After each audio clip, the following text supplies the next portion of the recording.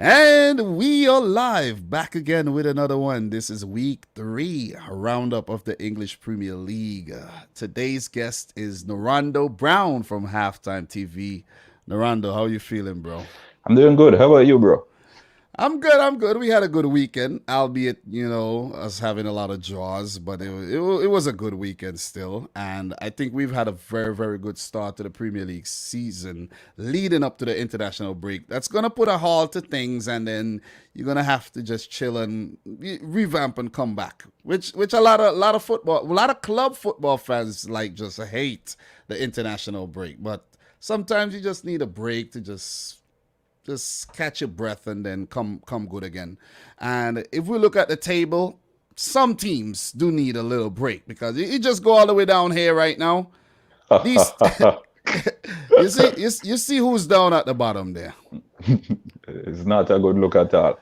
But Listen, some don't need a break at all, because if you go to the extreme top, you'll realize that the arch rivals they're on a magnificent run. So again, it's bittersweet because whereas some embrace it, there are others who shrug it because they don't want it to come. listen, this right there is just for a very short time. Let's not get carried away with Tottenham at the top of the table. But just go back down to the bottom of the table, Norando here. Look here, man. Not even 18th with 0 points, but last. Arsenal are last with 0 points. This is ridiculous, and they need to turn their form around really quick. And guys, by the way, a link to Norando's channel will be in the description box down below for those of you guys who are watching the replay. And if one of my subs could actually head on over to Norando's channel, Halftime TV, and drop a link in the chat, that'll be highly appreciated. I should have all of this set up already, but I'm not on top of my game at all. I need to be on top of my game, man. Look, so we're gonna get proceedings started because, of course, time is of the essence, and we're gonna start with the first game that I actually want to talk about is the game between Aston Villa and Brentford. Aston Villa 1, Brentford 0. He had a goal by Ivan Toney, Jamaican background, in the 7th minute, set up by Pontus Janssen. That goal came from a corner. Pontus Janssen flick on. Ivan Toney, powerful shot into the back of the net. But a few minutes later, Emiliano Buendia, the man brought in from Norwich, set up by Danny Ings, brilliant goal, and he's showing why they actually signed him up. He's proven me wrong because I was saying to myself, Buendia might not actually click. He might flop again like he did last time Norwich was up. So, what are your thoughts on this result? What are your thoughts on this game? I'm surprised you wrote off Buendia because he had a fantastic championship season last year, and I think going into Aston Villa and getting that number 10 jersey, it spoke highly of what the club thought of him. Remember Buendia, he came in. Leon Bailey came in as well, as one of the most sought after talents across Europe, and Buendia slipped in that number 10 jersey. So again, as I said, he is a fantastic talent. He's still very young, still best years ahead of him. And his goal yesterday, sheer class, if I must say. It's actually one of the goals of the weekend. We didn't see some fantastic goals this weekend, to be honest, but that one was definitely up there. And Ivan Toney, I know folks who play fantasy football, they'd be smiling this week. I spoke to one individual who said he was actually considering removing Ivan Toney from his championship team coming into this weekend, but he had given him a final chance, somewhat an olive branch to see if he can redeem himself. And I think Pontus Janssen, he oftentimes goes unnoticed, and he had a good championship last year. He played well for Brentford in the playoffs as well, and he's pushing on. I think Brentford overall, we've seen they have intent. They know what they want. They're here in the Premier League, and they're planning not to be one of those teams that come up and go down the next season. And that's built on defensive solidarity, and they have that. Their attackers, they're starting to click gradually, but they're defensively sound, and that's what championships championship teams need to do when they come in the Premier League. So overall, I think it's a fair result. I don't think Aston Villa were at their best, but I still think Brentford deserves something from that game, and I think a 1-1 draw is a just result, in my opinion. Well said, Dorando. If you look at the Aston Villa squad as well, they have been dealing with a lot of injuries. Leon Bailey, your Jamaican compatriot there, Trezeguet is out. Even young Jacob Ramsey is out, and I saw his brother in the squad as well. His brother is only 18 years old. They've really been, and there's also Bertrand Traore is out, so they've been struggling with injury. And if you look at their bench is a perfect example of that. You just look at their bench right there. You just go take a look at Aston Villa and go down to their bench, and you could see they don't really have a lot of quality on their bench. Ollie Watkins, the former Brentford man, did come off the bench. Marvelous Nakamba and Courtney Howes, who hardly get any game time last season. But the bench look really light with a couple youngsters there. Really light. But again, if you're comparing their bench with Brentford's bench, they still have a better bench, even though the bench is light. These are players who they've come through the Aston Villa youth team. We've seen Dean Smith. He's not afraid to play the youngsters. He played them last year in the game against Liverpool, where they had a number of the youth players because there was a COVID outbreak. So he's gradually giving these youngsters game time. And with that little bit of experience, he's preparing for moments like these where players are injured and they're out, and he has to call on the youngsters from the youth team. So I know they don't have the biggest names, and they're still young. Jacob Ramsey's brother, still young. Marvelous Nakamba, still young. But we've seen Marvelous in the Premier League before. He looks good.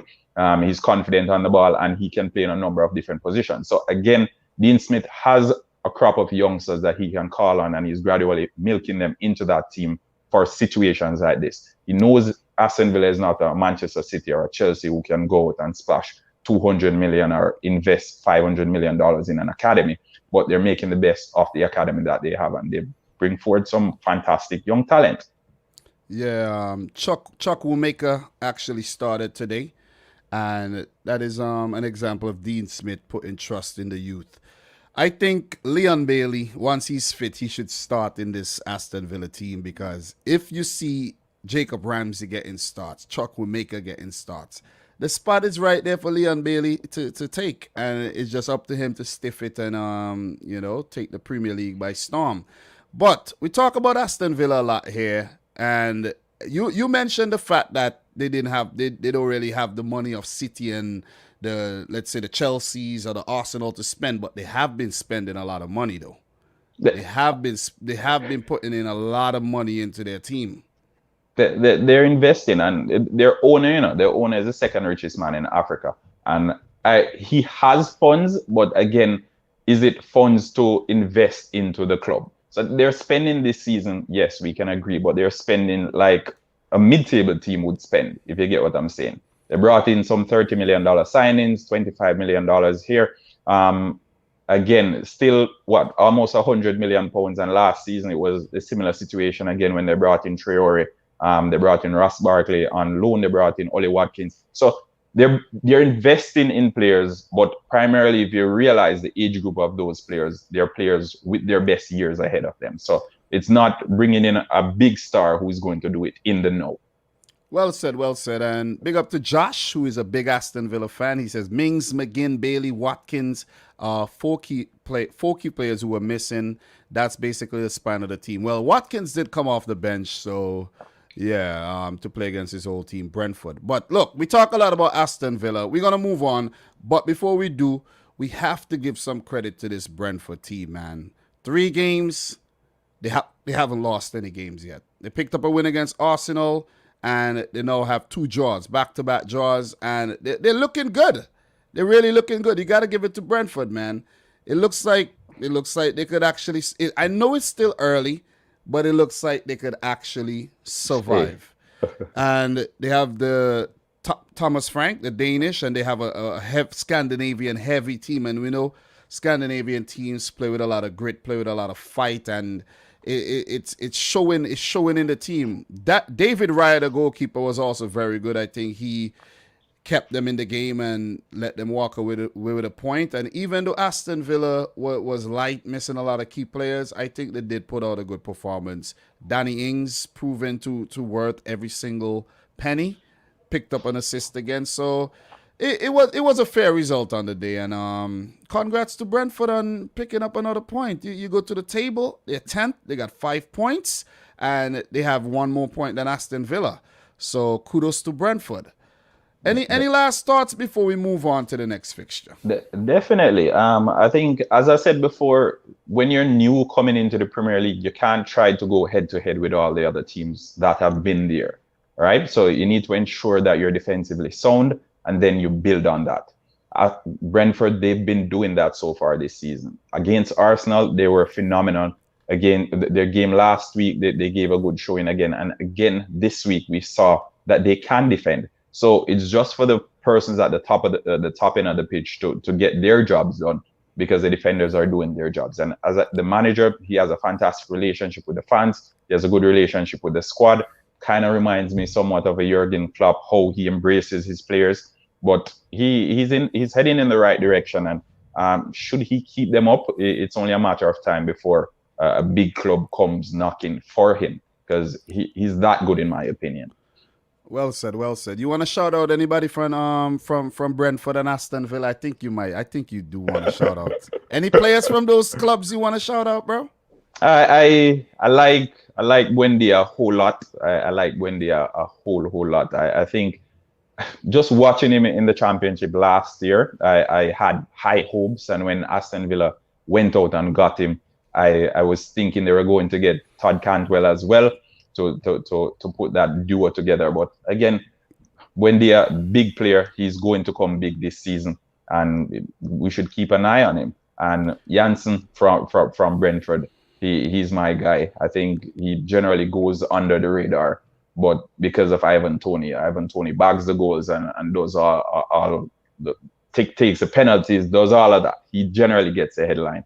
But I think Janssen is my guy. He makes stuff happen for Brentford. All right, not the answers I expected. Ethan Pinnock and Liam Daly. Yeah, that's what that is exactly what I thought you'd say, but you got me with that one though. So my prediction for this was Aston Villa 2, Brentford 1. It didn't happen, so we got to give it to Brentford, man. They're doing well. I like to take the time to big up to Dave in the chat, Steve McCullough in the chat, who's saying Brentford and Clement Foot 6-3, both making their first ever appearances in their respective leagues, and both are still unbeaten. Yeah, Clement Foot looking good. I've been following the French league. You guys know I do it on the channel. Big up to Ankit, Chelsea fan, who says big up Dominic and the panel. And another great weekend of football. Yes, indeed. Palomo in the house. How you doing? Mustafa, Lame, Albert, everybody in here, man. Big up to y'all. Make sure you smash the thumbs up button for the stream. We're now heating up, man. We're now kicking things off. We're now heating things up. So what I'm going to do, we're just going to talk about the next fixtures, and then we move right on. So Aston Villa has Chelsea after the international break. Ooh. Interesting stuff. That's going to be a tough one. And then they have Everton and then Chelsea again in the third round of the EFL Cup. Man United and Tottenham. Their next 5 fixtures. The next 5 fixtures for Villa will be very, very, very tough. Let's put it out there. Josh, I don't know how you guys are going to handle that, but you're going to have to come very, very, very, very good. You see what I'm saying? Look, Norando, I'm a type of guy, I like to go into a lot of details, but I'm not, I'm a kind of, I would go in and I would head on over to SofaScore and go into all the player stats and all these kind of things, but, we're not going to do that, though. We definitely not going to do that today. Because I know you could do that, too, because sometimes, you get in depth, but we're not going to do that. We have 10 fixtures to touch on, and we're going to run through. So Brentford, they play Brighton next. They have some easier fixtures coming up. They have Wolves, Oldham Athletic in the EFL Cup, Liverpool and West Ham. Well, and then Chelsea, and then Leicester. Those are going to be tough for Brentford. Those are all hard games, though, because Brighton is no walkover. Brighton has a fantastic manager, Wolves maybe because Wolves they're struggling at the top end of the pitch now. Their new signing they announced today, the Bull from Leipzig. Let's see if he can hit the ground running. But Wolves needs goals, so probably Brentford can capitalize on that before they get that right. Definitely. So look, you just mentioned Brighton and Hove Albion. Let us talk about Brighton 0, Everton 2. My prediction for this one was actually a 2-2 draw, but Everton went away and did the business. Brighton was on a very good home run, but they weren't able to go and win. I think it was like 7 straight unbeaten or wins. Can't remember the exact detail. But Everton went there, man, and they did their business. Demarai Gray in the 41st minute. Dominic Calvert-Lewin from the spot in the 58th minute. Demarai Gray, what a signing. I was just gonna say that. only 2 million. Only 2 million from Bayer Leverkusen after he left Leicester City. Had a fallout with the coach. He left and did a little thing. He did his thing in Germany, and 2 million. 2 million. I think it's pounds. 2 million pounds. Whatever. Bargain. It is. Yep. Bargain signing. The man has scored in back-to-back games, and we know how quick he is. We know how talented he is. The man has a Premier League title. You see what I'm saying? The man has something many legendary players do not have, and that's a Premier League title with Leicester City. So a lot of you guys, listen. You see, the thing is, I don't want to throw jabs at the Liverpool fans. That's the thing. I don't want to do that. I apologize, Liverpool fans in the comments. I apologize. All right. Yeah, I don't want to do that, man. Let's not get into. Let's not do that. You know, the Liverpool fans support the thing big time. You know, so I don't want to piss off the Liverpool fans and they leave. You know, so big up to all my Liverpool fans watching the live stream right about now. You know, you guys are highly appreciated. But yeah, going back to the goals there though. That pass from Allen was exquisite. Just got to put that out there. He was a very, very good buy from Napoli. That N'Golo Kante-esque type player that just boss and run around the midfield and win the balls and spread the passes up, you know, and you have him alongside Doucouré. Everton look a force under Rafa Benitez this season, man. And just before I let you give your thoughts, Calvert-Lewin with the goal. Listen, man, I really don't understand. You know, there was a little fight between Calvert-Lewin and Richarlison to who was going to take the penalty. And I'm like, oh, man, guys, could you just figure it out? Could you just figure it to hell out? You know what I'm saying? You in front of how many thousands of screaming fans, and you guys are fighting like you're in the playground on recess for who's going to take the penalty. You see what I mean? So Dominic Calvert-Lewin stepped up, dispatched, and Everton saw out Brighton. Brighton did look good in the game, but just lacked the quality in the final third. What are your thoughts? Talk to me. It's always been the case with Brighton. They've used Marpe, they've used everybody really at the top end of the pitch, and it's just never happened. With Calvert-Lewin and Richarlison, I think that took away from the game itself. I think the team, it has been doing well. We know Rafa Benitez, he came from the opposite side of Merseyside, and even now fans are booing him when he enters the stadium. So it's going to take some convincing for him to get the fans on his side, considering his legacy with Liverpool. But so far, Everton, they're getting the job done. Calvert-Lewin, he's getting on the score sheet as expected. He's vying for that number 9 place for England. And now with the likes of Mason Greenwood on fire, Harry Kane starting off somewhat slow. He only played his first game today. There's a position there. There's a slot there for him to fall into. And going into international break, it's a good statement to set. Patrick Bamford, I think, also got a call up as well. So Dominic Calvert-Lewin taking up the ball. The coach would have already set the precedence in the training sessions. These are the penalty takers. Dominic Calvert-Lewin, Seamus Coleman, if he isn't on the pitch, then XYZ player. So it's not as if it's something that's decided in the moment. So that's why I think Richarlison, what he did, it was definitely wrong. It was out of his depth, and he should be punished for it by the manager. Overall, it was a good game. Brighton, they've been playing their football. Yves Bissouma again, wonderful player. I'm surprised Liverpool hasn't come in for him, or even Manchester United, they haven't come in for him. £30 million was the price quoted for him, and I didn't see any takers. But he's a fantastic player. He was good on the day again, but as you said, the lack of quality at the top end of the pitch. Because Brighton, they played out really well from the back, leading up to the Yeah. midfield. They know how to knock the football. When it gets into the strikers, that final ball, genuinely, I think it's 9 out of 10 times left wanting, and that's what cost them the game. I think against lesser opponents with not as much quality as Everton, they will do well, and they should be okay this season. Well said, well said. Good start to the season for Brighton. They did start with back-to-back wins, and this is their, first loss there. I expected them to at least pick up a draw, but they just didn't show up under as you said, they played attractive football, but it's just the end product, man. It's just that creativity and just that end product that was lacking on the day for Brighton and Hove Albion. Graham Potter couldn't work his magic on the day. He does work a lot of magic, but just, on the day, Everton, I almost said Carlo Ancelotti. I can't believe the man just came in for one season and just bounced out. You know what I'm saying? So, question. What do you think of Graham Potter to Arsenal? I actually been thinking about that. I've actually been thinking if Mikel Arteta gets sacked, Arsenal should go in seriously for Graham Potter. Because I think he's a very intelligent manager. We know what he's been doing. We know what he came to fame in his stint at Aston, the Swedish club. So we know this, and we know how good he is. And look at what he's been doing at Brighton with the stock of players that he has. He doesn't even have those big name players. He just have these little, I don't like to call them bits and pieces players, but you know what I'm saying. These players that would show up one day and not show up the other day. And he got the record amount of points, I think, last season for Brighton and Hove Albion. And he's just growing strength by strength. And I think he deserves a big move.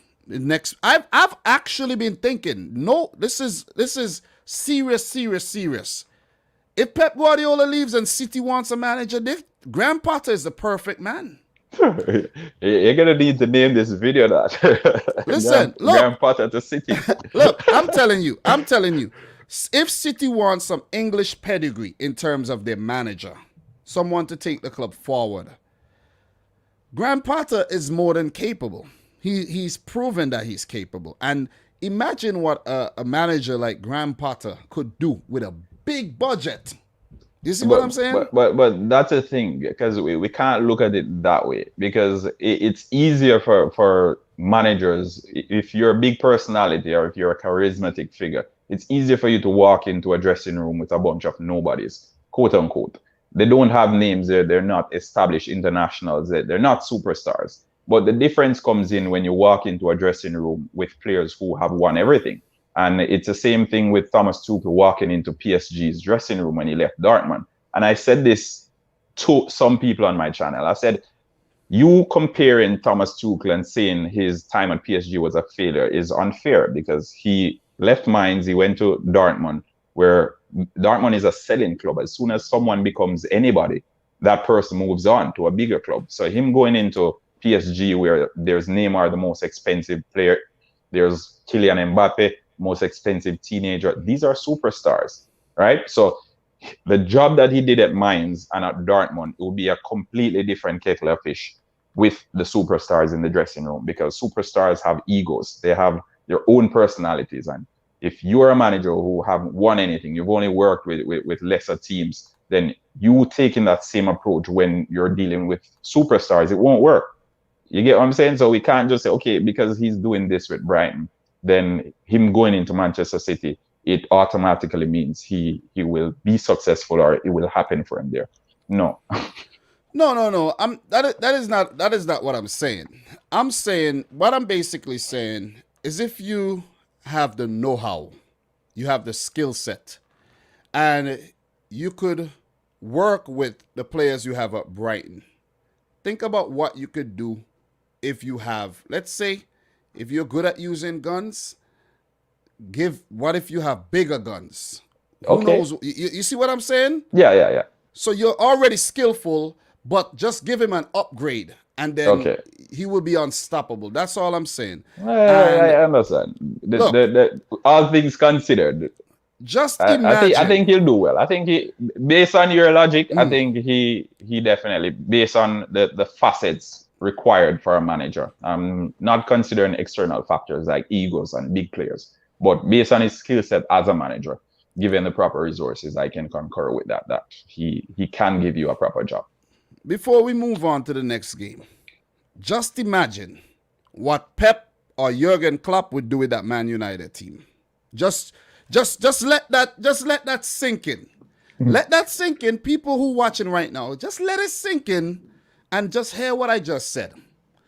Imagine what Pep or Klopp would do with that Manchester United team.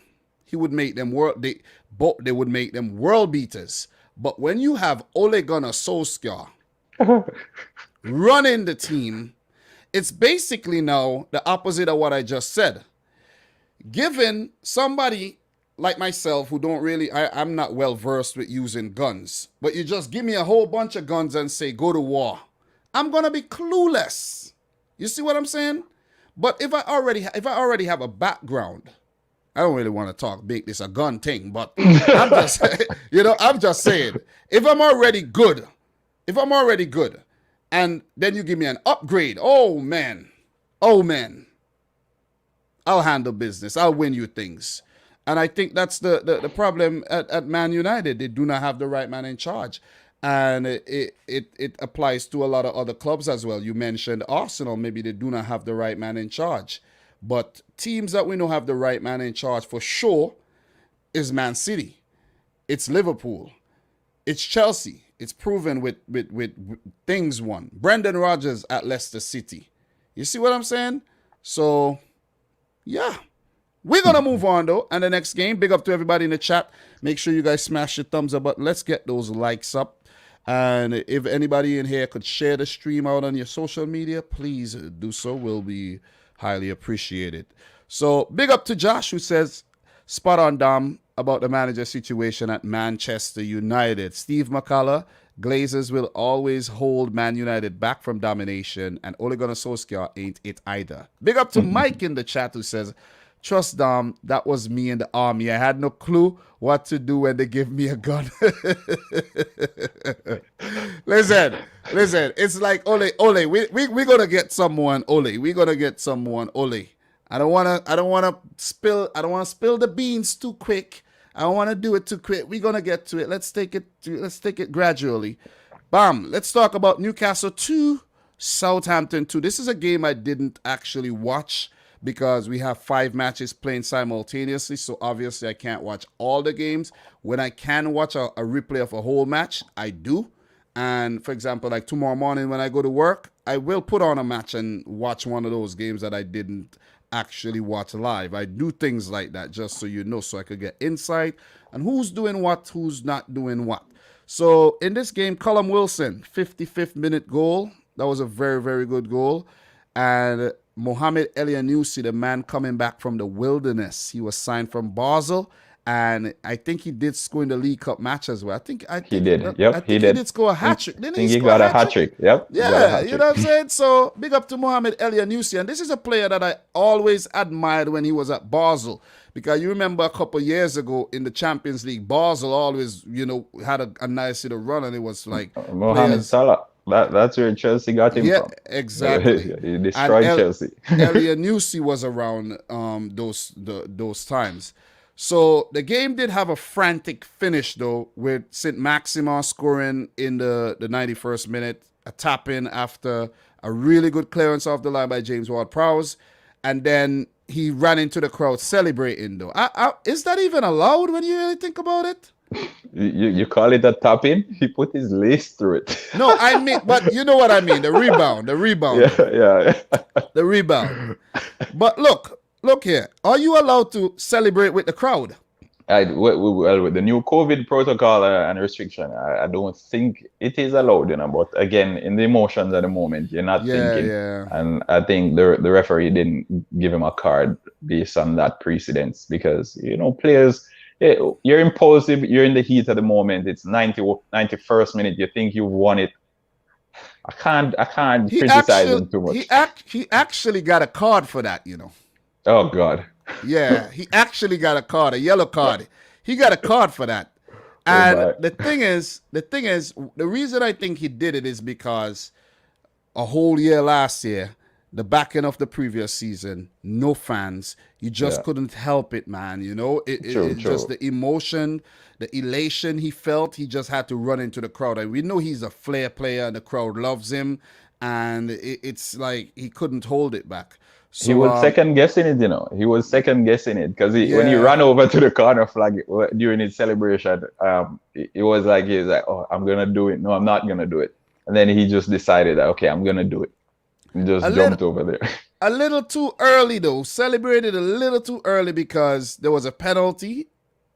Jamal Lascelles tackle on that was Adam Armstrong, and not a very good tackle at all. At first, he thought that yes, he foiled Armstrong and it was good, but of course, we have VAR. It reviewed it. James Ward-Prowse, he ain't gonna miss many from the spot, and Southampton rowing back after their loss on opening day to pick up back-to-back draws. This is big, man. Hassan Hutel, 2 points in 3 games comparing to what he was doing at the back in the last season, and these are some tough matches. Newcastle picking up their first points. It was a very, very even game. This was one of the games that were very open. It was very even, and it could have went any which way. Any more thoughts on this game? And I think San Maxima. I was watching the Manchester United game today with Adama Traore, and I'm like, if Adama Traore's decision making was half as good as San Maxima's in the final third, what a player he would be. And San Maxima is still in his early 20s. I think he's 23, 24, thereabouts. So he's still very young. He's a wonderful player, and Newcastle won't have him for very long. They put a price tag on him for £50 million. I think it's a steal, if you ask me. Where do you think he would fit though? Like, because What team? You have to remember. Yeah, let me hear what you have to say first, and then I'll tell you what I have to say about St. Maxima. Yeah. For one, I see Tottenham going out for Adama Traore now. I think San Maxima would fit in at Tottenham. So because for St. Maxima, he won't fit in with a club that plays possession-based football because it's counter-attacking. So that's why I said Tottenham, because Tottenham's manager, Nuno, he plays counter-attacking football. And I realize they haven't been keeping the ball as much. The game against Wolves, they were dominated. It's a pity Wolves didn't get on the score sheet. And again, we spoke about their goal scoring frailties. I think Tottenham, they're doing well without the ball. They've had 3-1-0 victories. And San Maxima would thrive in this team. His pace, his dynamism, his willingness to go direct and to take on players. Harry Kane would love it. Son would love it, and he would feast in it. Yeah, but he won't fit. Pep would never buy a player. No. That's why I was surprised when Pep bought Jack Grealish, because Jack Grealish is the type of player who likes things revolving around him. But I guess Pep decides that, okay, I'm going to probably change his style of play to suit the team. The thing about Grealish compared to St. Maxima is like Grealish would hold up the ball a little better and he would get fouled, therefore giving you a better opportunity to score. But with St. Maxima, he tends to dribbles a lot and he tends to lose the ball a lot with dribbling, because you're not going to get successful dribbles every single time. But we know he's a very exciting player. I love watching the man play. And I actually knew him long before he came to the Premier League. Because they watch a French league. No, not even that. Oh. I found him on FIFA career mode like in 2016. You know what I'm saying? Yeah, and he's nice, man. Listen, that play. Listen, what he did in that game. Who did he? West Ham, Declan Rice. Yeah, man. Oh my God, yo, I've never seen that. And you know the game is lacking that type of flair player. Yeah, yeah, Yeah, you know what I mean. You remember D Nielsen? You yeah. familiar with D Nielsen? Yeah, I think football is gradually going away from that type of game where we used to have a lot of South American players who they like dribbling, they like the flair, they like taking on people. Now we're more about touch and pass. So it's a bit Yeah, yeah. it's faster, it's no one is trying to dwell on the ball. So whenever we see one player or two player willing to dribble past 4 or 5 players or to cut them up on or to do whatever, we enjoy it because when fans go to the stadium, that's what they love to see. And when Barcelona came in with the knocking and the tiki-taka football, at one point it got extremely boring, right? And then we're like, okay, we wanted to see Ronaldinho, we want to see these guys, we want to see Robinho, we want to see them back at it, doing what they do best. And I think we've stepped away from that South American kind of flair football, and we're closer now to the European ilk of football, and that's what we're seeing mostly across Europe. So when there are one-off players who come in and they're willing to take on people, we enjoy it, and I thoroughly enjoy every minute of watching San Maxima. Yeah, and Adama Traore as well. Yes. But you know, this is a good result for both teams when you really look at it. And for Southampton, though, I like that they picked up results because their team really they're going through a transition. A lot of players left, and they brought in a few players. And I like that Hassan Hutel is trusting the youngsters. Livramento, Valentino Livramento, what a name, man. Chelsea. Yeah, what a name. Lovely name, and he's been doing very well. I see Kyle Walker-Peters started at left back, and Kyle Walker-Peters is too good to leave out the team, in my opinion. So you could see him rotate in Musa Genepo. He had some good chances early. He had the miss of the season. Season. Musa Genepo is a lovely player, man. He's another one. He is another flair player. You see what I'm saying? And I don't see strong. If he starts working on the finishing side of his game, and you see he start racking up some numbers, he's gone. Someone's picking him up. You notice, and that's what Southampton does. They move players on. But guys, we could go on and on and on about this game and about these fixtures, but we have a lot more to talk about and some bigger things to talk about. So we are going to move right on. But before we do, let's just talk about who these teams play next, and then we will move on to the next fixture. So we not the table, the position in the table not really too important right now because there's only 3 games played. So as I say, Tottenham fans, don't get carried away. Arsenal fans, don't lose your mind.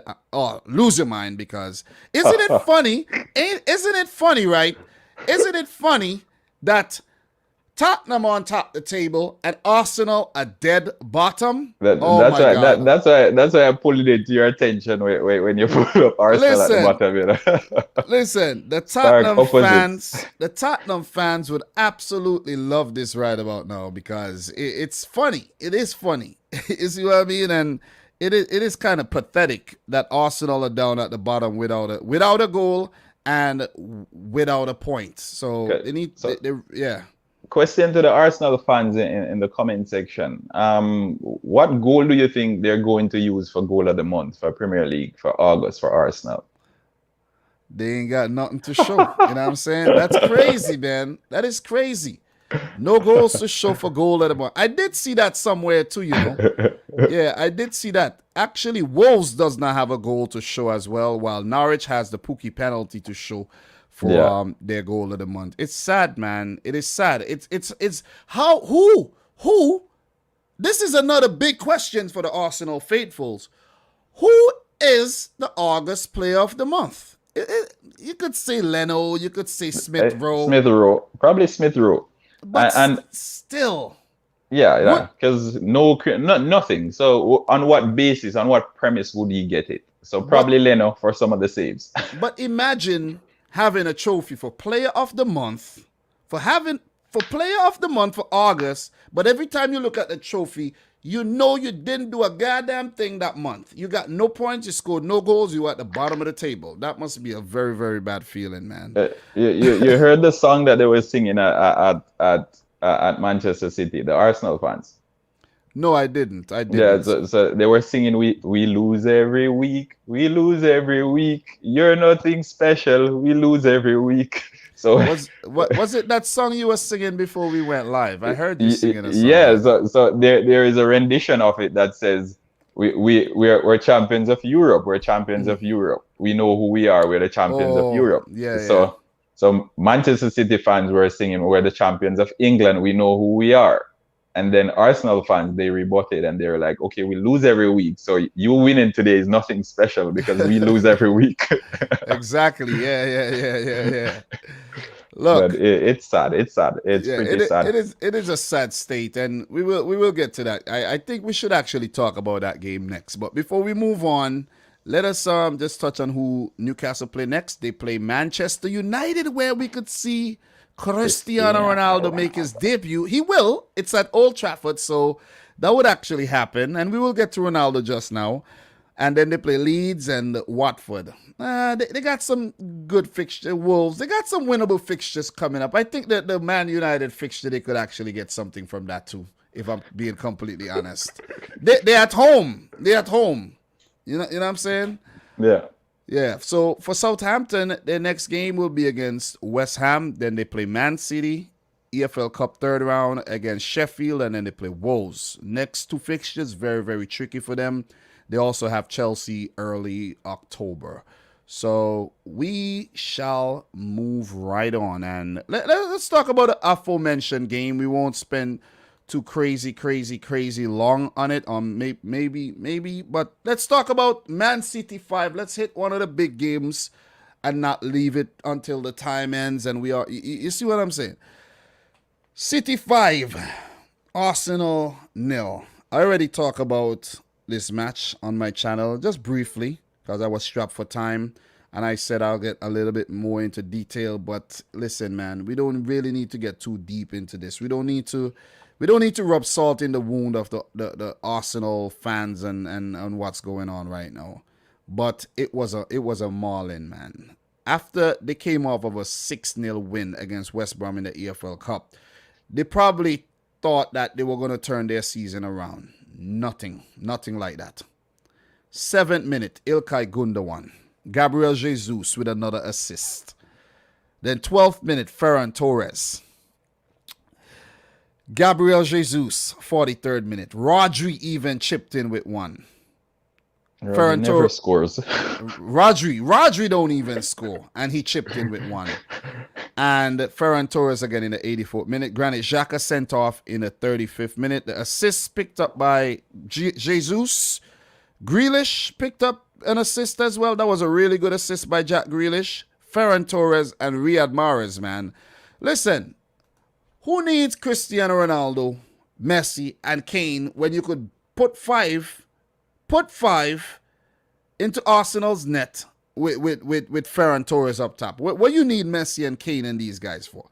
Could you explain to me why are we linked? Why are we linked to these players when we have these players that could do the business? Tell me.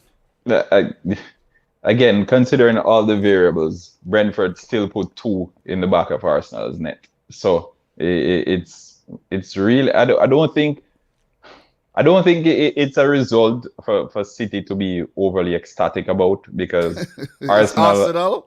And that's what I'm saying. And as the results show, Arsenal are the worst team in the Premier League now, right? So putting 5 past Arsenal, nothing big. I think Chelsea beat them 2-0 last week in second gear, really.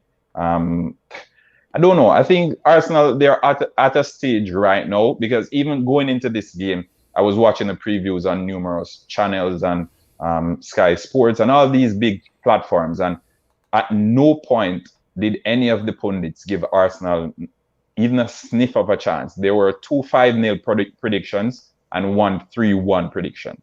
So it shows what is expected and what people think of Arsenal today. The game that they played midweek, they played against West Bromwich's youth team, really, because most of the core of that West Brom team were rested. So again, them putting out their A team and giving the youngsters a mauling and using that as confidence builder. I didn't learn anything from that game that Arsenal played, and I know the Arsenal fans, they didn't learn anything from it either. They weren't happy about what happened on the day. They're glad for the result, but still, it's not something that you can pull away. It's almost as if Chelsea played a third-tier team, and then I'm coming on here and gloating, saying, okay, I put 6 past a third-tier team. So the fans didn't learn anything from that game. It was still Arteta out. It was still the hurt of last week's defeat. It was still the hurt of Brentford's defeat on Arsenal. And coming into the game, no one expected Arsenal to win. So I think Pep Guardiola and his team, they demolished Arsenal rightfully so, because Arsenal is the worst team in the Premier League. And as things stand, Manchester City are the reigning champions of the Premier League. So the champions do what champions do. And the team at the base of the table did what the team at the base of the table is expected to do. Well said. Well said. What is your take on Mikel Arteta? How many games you think he has left to save his job? I think it's beyond reproach now. I think it can't be repaired. His job can't be saved. I am a Chelsea fan, as you know, and I was crying for Frank Lampard to get out of my club as soon as it got to the ending of October. And everyone saw wonderful results, and they're like, oh, Frank Lampard turned it around. No, you have to understand that it's far bigger than the coach. It's far bigger than anything that we are seeing from the outside. I think Arsenal is just lacking quality. How many of those Arsenal players can probably make it into an Everton team? I'll just put it Everton. I won't even go as far as to say Chelsea or Manchester United. I'll say Everton. Maybe 2, and this is Everton we're talking about. Well, I actually did a combined 11 for Liverpool Chelsea game, and I'm a City fan. So you expect Arsenal City previously was a big fixture with City's takeover and everything. And I was like, I'm not even going to do that. I'm not doing that to Arsenal fans, because I was tempted to do a combined 11 and do a combined 11 with 11 Manchester City players. So we're going to ask you if that's Manchester City's team. Yeah, and do a bench as well and have no one on the bench, because, well, maybe Leno might go on the bench, because I'm telling you, if it wasn't for Burnt Leno on the day, Arsenal would have got 10. And this is no exaggeration. Arsenal would have got 10 put past them if it wasn't for Leno, because he pulled off some stunning saves. And look, you got to give it to Pep here. I like the approach that Pep is taking. The man made no changes. This is the first time Pep has done this in 4 years. Again, it wasn't needed. That's what I'm saying. Because if you have players out there... Wait. Before you go on, stop downplaying my big win. No, I'm not downplaying your big win. I'm saying, okay, because I watched the game, Manchester City, they sent out their 11, right? If their 11 is 5 goals up, playing in second gear, right? Why would he change anything? He doesn't have a striker, an out-and-out striker. Ferran Torres is playing in the false 9 position. Gabriel Jesus is on the pitch. He wants players to build their confidence, and they're playing against an Arsenal team who, on history, on name, is one of the biggest clubs in the world. So why not allow them to enjoy themselves and to beat Arsenal? So a change wasn't necessary. I don't think a change was needed on the day. The guys were playing in second gear. I don't agree, bro. I don't agree, because you put out your big guns, you know what I'm saying? You sent out Lukaku and all, and you could only put 2 past them. And we went out there and we didn't make any changes, and we put 5 past them. And I'm not using that logic to say that City are in a better position than Chelsea, But I'm just trying to say, I said in my preview, I am not going to take any team lightly, not even a wounded Arsenal right now, because if they had beaten us, you guys would have been the first ones to come out and laugh at City. That's what most people love to do. When City win, nobody cares. Nobody watch the videos. What was the score at the halftime? What, for the City Arsenal game? For the City game, yeah. 3. I can't go off top. Yeah, 3-0. It was 3 with Arsenal 1 man down. Yeah, so 3-0. Yeah. So again, Arsenal at 11. Hold on, Arsenal at 11 man. Arsenal with 11 men is just as awful. So imagine Arsenal are 10 men. So I comparing them against the Chelsea game, I think it's unjust because one, it's Romelu Lukaku's first game back with Chelsea. He's still getting used to the players that are in the Chelsea dressing room and all of that. Two, in the second half in that game against Chelsea, Chelsea basically eased up completely and allowed Arsenal to play football. So I think you think so? yeah, did you watch the game? Of course I watched the game, but I don't think they did that, man. Yeah, I don't think they did that. I saw Chelsea eased up off the gas, and as I said before, they were in second gear. What if they didn't have the gas in the first place? What if they were saving the gas for Liverpool? Again. So even if you say they're saving the gas for Liverpool, it still shows that they didn't go all out. And Pep Guardiola didn't need to go all out in this game, and I think he's a smart manager. 9 out of 10 times his decisions, they are right. So I can't question him. I think he got it right on the day, and it didn't need a change. If any change was going to be made, probably one of the academy youngsters who was on the bench or whatnot, if there were any, would probably get a game. Yeah. Well said. Not much more needed to actually. We don't need to go too deep into this game. I have two questions I want to ask you before we do move on to the next game, because we have a couple big games we have to talk about, and we don't want to get too deep and then we look and we're 2 hours in. We don't have that type of time. Look, what should Arsenal do? This is not one of the questions, but what should Arsenal do with Arteta right now? What should Arsenal do with Arteta right now? I think let me put it, because I've never run a football club. I'm a fan, and fans, they operate based on emotions, right? So 9 out of 10 times, especially if you're a fan of said club, you will speak with your emotions rather than logic, right? It's still early in the season. Trying to be objective, I think Arsenal, they can turn it around if they go out there and get a different manager. I think the crop of players that they have now, they can probably get a Europa League place, but not with Mikel Arteta. I think he's out of his depth. That's just my opinion. He's a good enough manager. He's better than Frank Lampard in my opinion, but just not good enough for Arsenal. Look, it's getting embarrassing now. You see what I'm saying? It's getting really embarrassing now, because there's a situation where you lose the first 3 games and they come up against Norwich next, and that is not a guaranteed win. You see what I'm saying? It is not a guaranteed win that they're going to push over Norwich.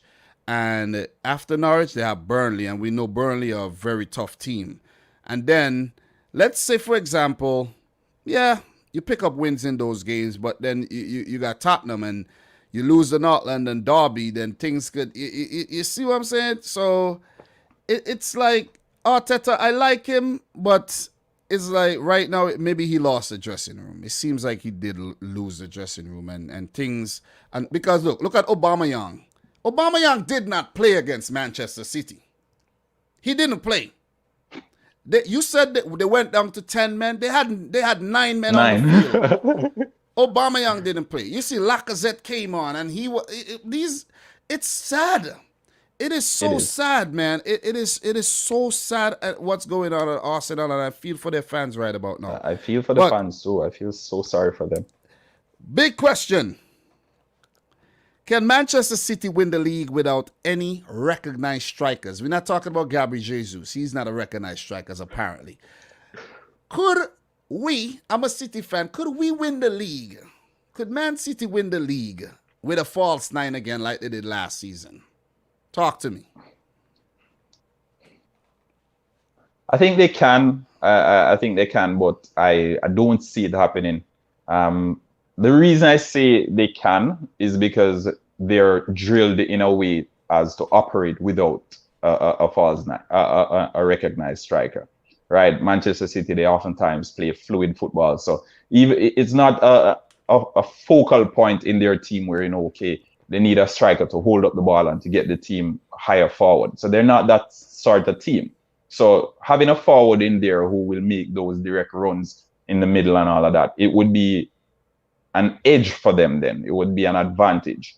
But I I don't see it happening this season. I think Pep Guardiola, he can make it happen, but if I'm to be honest with you, I can't see it. I think I think Chelsea, and not because I'm a Chelsea fan, but based on what happened at the back end of last season and coming into the beginning of this season, I think they look as if they will go all the way. And as I said, Manchester City, I can't write them off because they've done it. And they have Pep Guardiola, they have Kevin De Bruyne, the best player in the Premier League.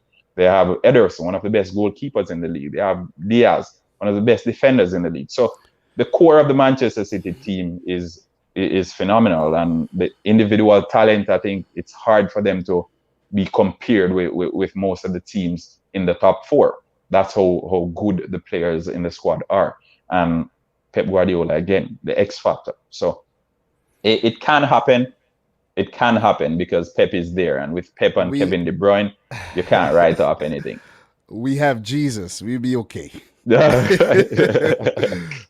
We'll be all right. Trust me. Listen, I did not make any predictions for this season because the transfer window is open as we speak. It closes on Tuesday. Yeah.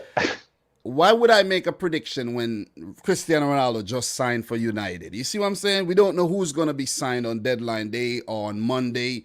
So it was very difficult for me to make a prediction. So I know you went and make your predictions, but I'm going to take it one game at a time. And come May, we'll see who has the trophy in their hands. Right. And we'll probably be back here. I'm telling you, let me say this right now. Right now, I know Chelsea are Champions League winners, but that's a different competition. Man City are the team to beat. We are the team to beat. Let me just put it out there. Who did they play in the first game? Let me just send a message out there. We lost one game. No, I'm asking who did they play in the first game? I don't remember, genuinely. Tottenham Hotspur. Tottenham, okay. Yeah, genuinely, yeah, for sure. Okay. No, I didn't remember. Yeah, okay. You all of a sudden you got dementia. Okay. But look, I'm telling you this. Do not, Chelsea fan, do not write off Pep. Did you hear me write off Pep just now? Okay. You didn't. Okay. But I'm telling you something, bro. From what I've seen, it's like with the whole striking position, I'm like, why are people losing their freaking marbles over the fact that we didn't get Kane, we didn't get Ronaldo, we missed out on Messi. When we have, I really like the job that Ferran Torres is doing. Sometimes he go missing in games, but he's very clinical. He just knows where to be at the right time. Grealish has been playing well. 3 games, he's already been in 2 goal involvements already. Gabriel Jesus, I don't know what has gotten into this man, but the last 2 games, woo! You see what I'm saying? So Ilkay Gundogan's still playing some really, really good football, man. Kyle Walker, Joao Cancelo, Ruben Diaz, Laporte seems like he's the man again. John Stones ain't coming back in. I need to remove John Stones from a fantasy team. I actually think, this is what I think is happening with City right now. I think John Stones is actually doing Man City as a club a favor by saying he's English, he's been with the club longer than Laporte, he's been through some things, and John Stones is basically saying, yeah, you know what? I'll take the back burner, let Laporte do his thing, let him stay at the club. We need him. I'm not going to be frustrated over game time. I'll get my time. Champions League would come around. Pep would throw John Stones into the Champions League. Laporte would start league games, and then he'll start. When the transfer window is closed, then everybody's happy now. He would start mixing it up. That's just my take on the whole thing. I know he's injured right now, but remember, Big Philly style is still out. You guys... Foden hasn't had the best few months though. So listen, Foden, De Bruyne, Mahrez, bro. Listen, man. City is still the team to beat. You could get all hyped up about Chelsea. City is still the team to beat. City is always the team to beat, though. City is always the team to beat. Look, I think I think your squad overall is the best squad. Simply because we have 1 or 2 players in the squad. We're not going to call names right now.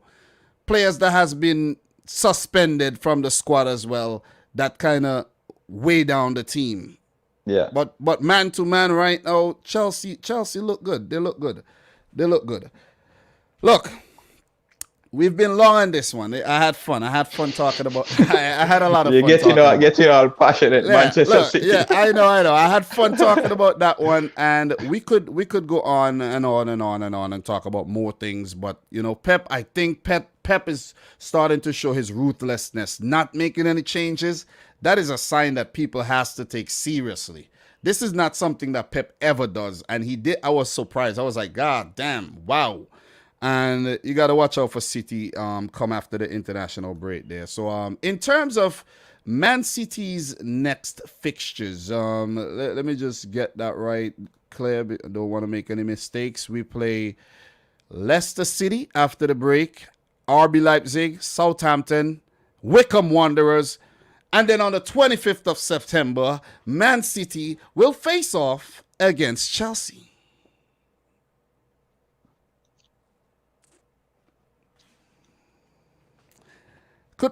Should I repeat what I just said? On the 25th of September, Man City will face off against Chelsea. Brace yourselves, and we will move on. Brace yourselves, guys. Brace yourselves. Look. Norando. Guys, if you're watching right now, this is Norando Brown from Halftime TV. Link is pinned in the chat. Subscribe to his channel. He's a Chelsea fan. So, look, we are going to move on. I want to talk about my beloved Man City for much longer, but we are going to move on to the big one. Let us talk about the big one because, we don't have a long time left. Let us touch on this one. Liverpool 1, Chelsea 1. Goals by Kai Havertz, 22nd minute. From the corner, Reece James with the assist. Brilliant ball in by Reece James. And really good loopy header from Kai Havertz at the near post. Beat Alisson, caught Alisson off guard. And then Mo Salah, controversial goal in the 45th minute, 5th minute of first half extra time to take Liverpool level as Reece James was sent off in the whole play after stopping Sadio Mane's shot from going into the back of the net. We're gonna talk about this game, but as a matter of fact, let me orchestrate things. Let me orchestrate things. I don't want you to spill the beans here. Was it a red card? We know it was a handball. It was denial of a clear goal scoring opportunity, but was the Reece James red card a red card? Talk to me. From a Chelsea fan's perspective, talk to me. Tell me. I think so. I think it was a red card. I think. How do I put this? When it comes to decisions in football, most of them are subjective. So if the ball goes over the line for a goal, you can't argue with that because it's a goal.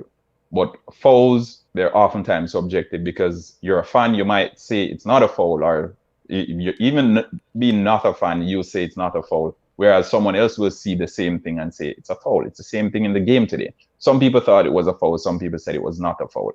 I think people are trying to make the argument that Reece James, the movement of his arm came after the ball had already left his hand. So it came on his thigh, on his arm, and then as soon as it came off his hand, then the movement forward that occurred. But I think it was a red card. I think it's denying a goal scoring opportunity. I've seen Luis Suarez do it, although more blatant at the World Cup against Ghana.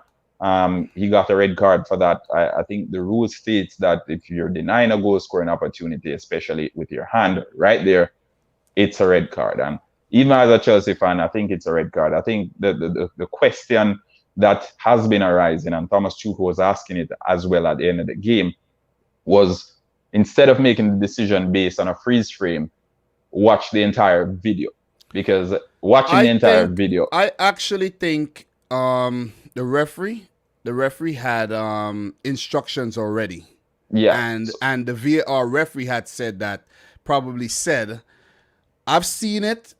I've seen the hand movement. You just go over to make sure that what you're seeing is a ball to hand. You understand what I'm Yeah, saying? yeah, Or hand to ball, or I don't yeah, want to. I gotta watch how I say my words here right now. yeah. But I think it was a red card. It was clear denial of a goal scoring opportunity on the line, and you could see his hand movement. It True. was So it was instinctual.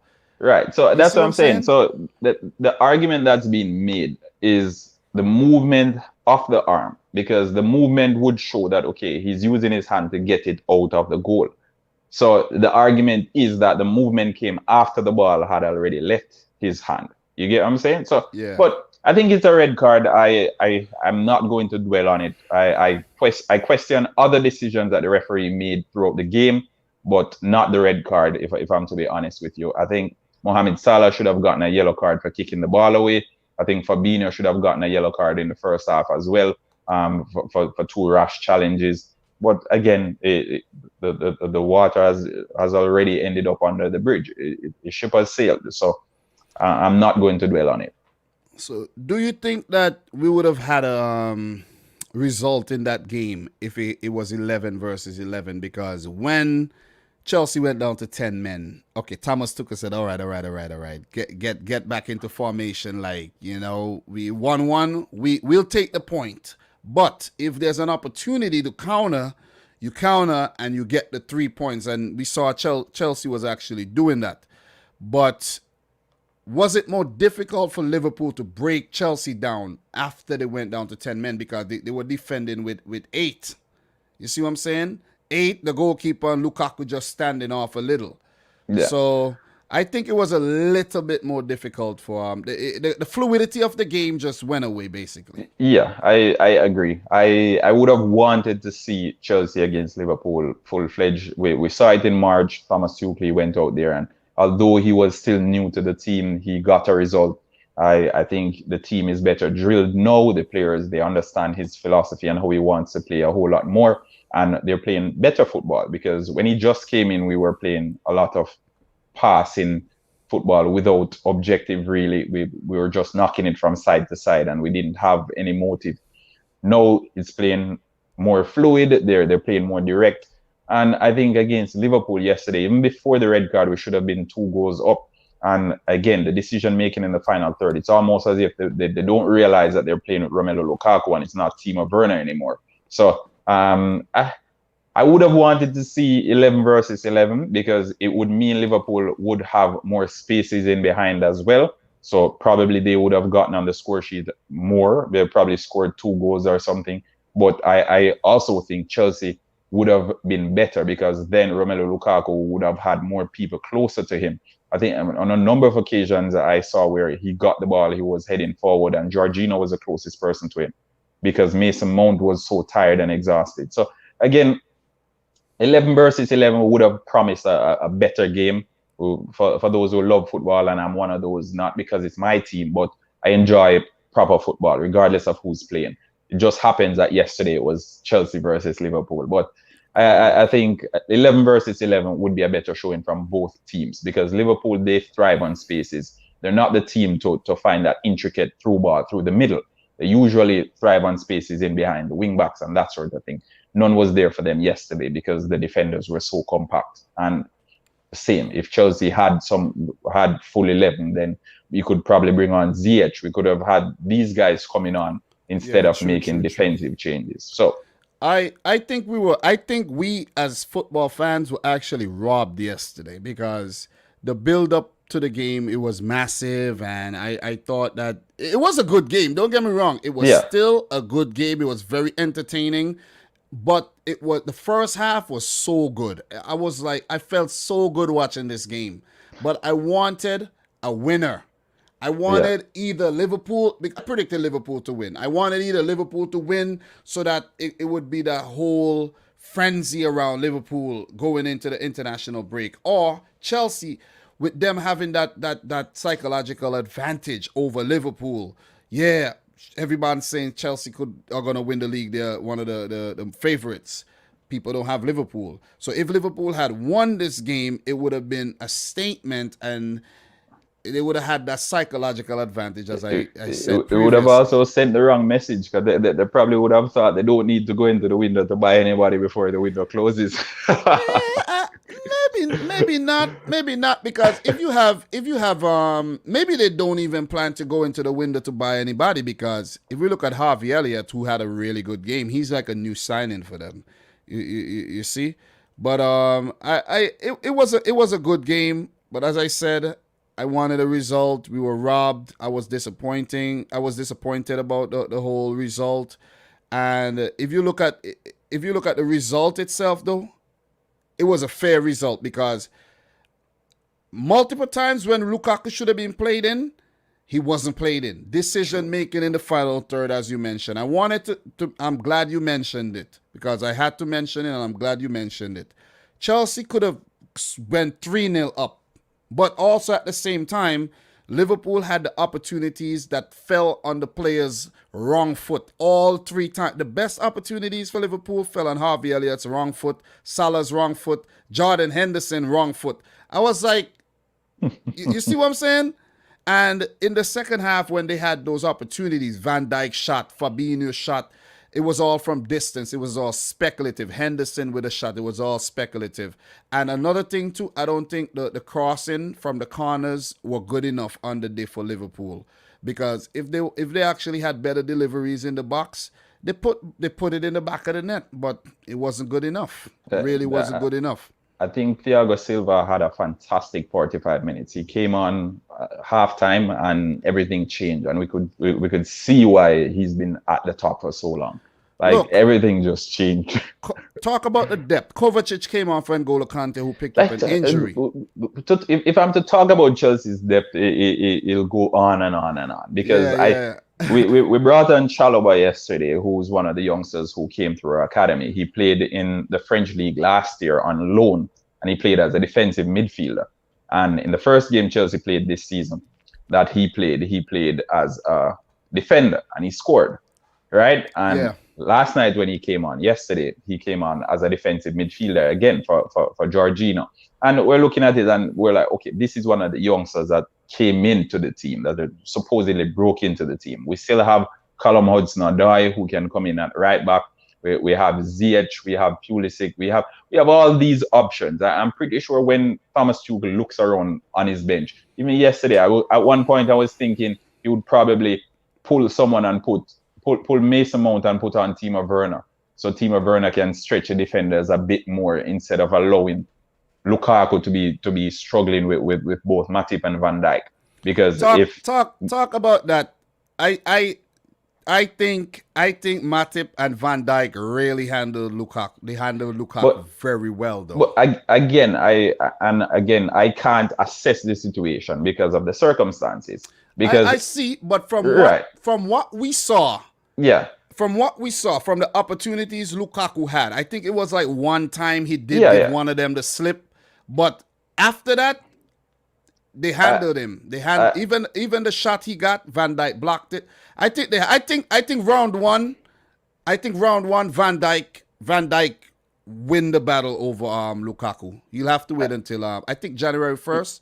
Yeah. So I as I said, I try not to analyze that situation, because I think it would be unfair on Lukaku to say, okay, Van Dijk won this, and because again, the entirety of the 45 minutes in the second half. In the first half, I can say probably they're warming up and all of that. So it's fine, right? But usually strikers come in their own in the second half of games. And if you check all the top strikers across Europe, they oftentimes score in second halves. There are some that will get out the blocks early, like an Erling Haaland and these guys who, as soon as the game kicks off, they're on the score sheet.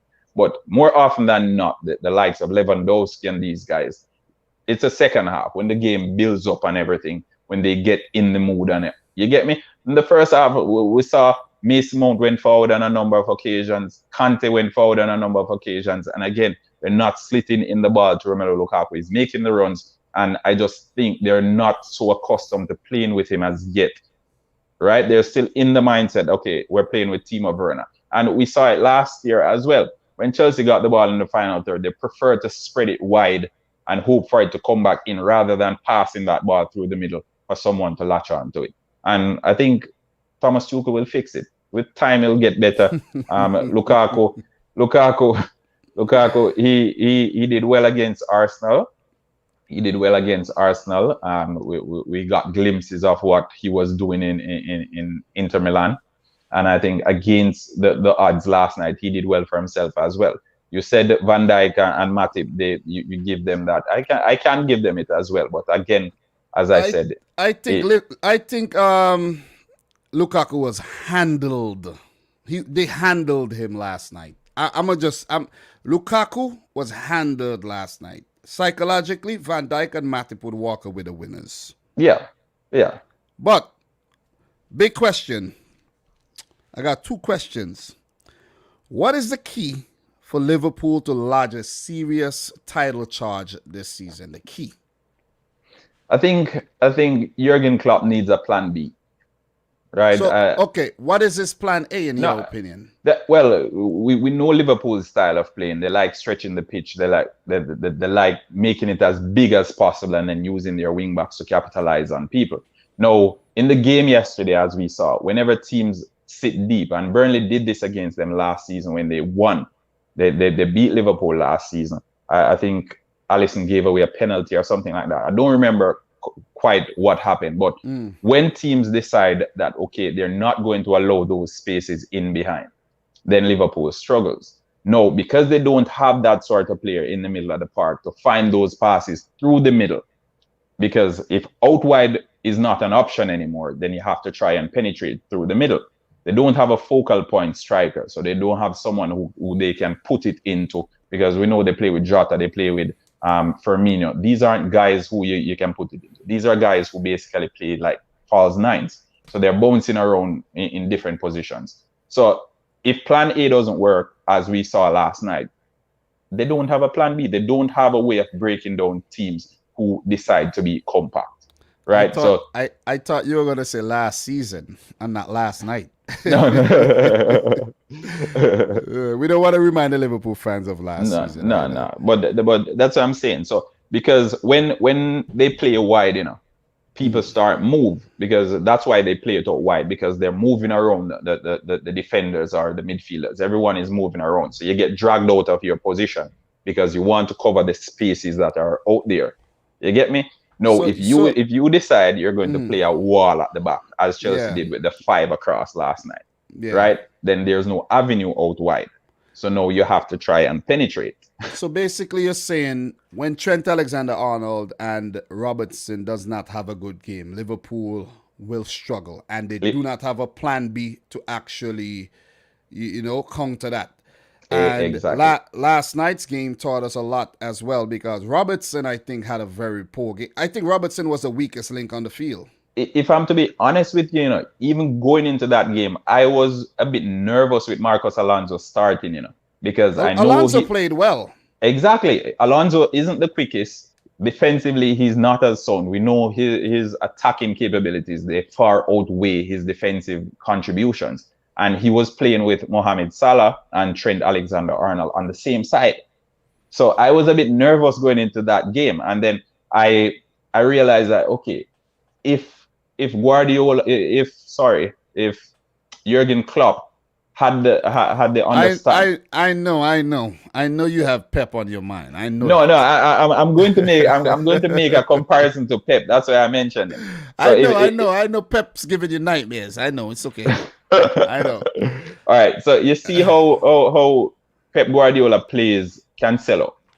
See how Pep Guardiola plays Cancelo. How oftentimes he comes into the midfield and creates passes to cancel Chelsea out on the 25th too. Yeah.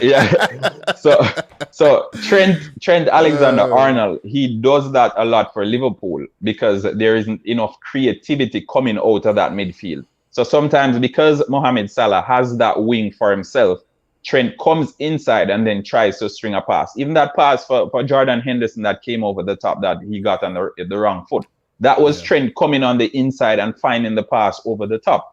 You get me? No, there wasn't enough of that, and there isn't enough of that for Liverpool throughout the season, because Trent plays in a wing-back position.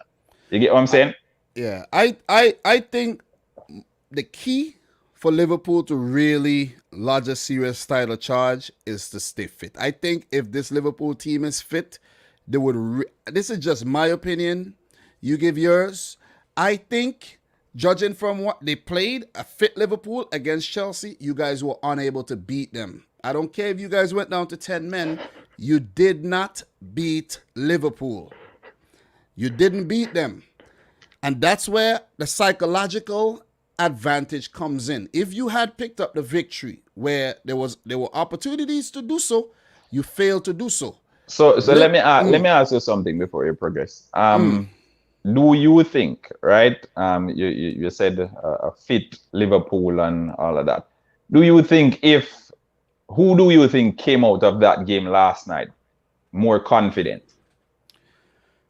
I think, in terms of confidence, who came out of the game? Because you spoke about psychological advantage, you know. You spoke about psychological advantage. So coming out of that game last night, who do you think have the psychological advantage? No. I think it was shared. No, I can't. Let me tell you why. You're saying why do you think? So sorry, I apologize. Yeah, exactly. But let me tell you why I honestly think it was shared.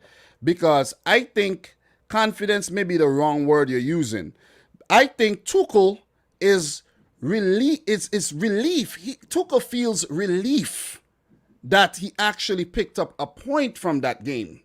So he walks away the happier, the two managers, from the result, seeing that they went down to 10 men and he was still able to walk away with a point at Anfield. For Jurgen Klopp, I think against Chelsea, one of the favorites to win the league, according to most, walking away with a point after losing the last game at Anfield to Chelsea is also a big result for him. And he would take confidence from that win as well. Because Liverpool did not lose. As a City fan, lost to you in the Champions League, lost to you multiple times at the back end of the season. I get a draw against you on the 25th, bro. I'm happy. You see what I'm saying? You only got 1 point. I only got 1 point. Let us move on. Let's smash the other teams. You see? So that is just my whole thing. I don't think Chelsea walk away from that more confident. Like, yeah, we got a point from Liverpool. They probably thought they should have got 3. And Liverpool probably thought the same thing. So that's why I say it's sport shared. And all in all, it was an entertaining game, but sport shared. All right.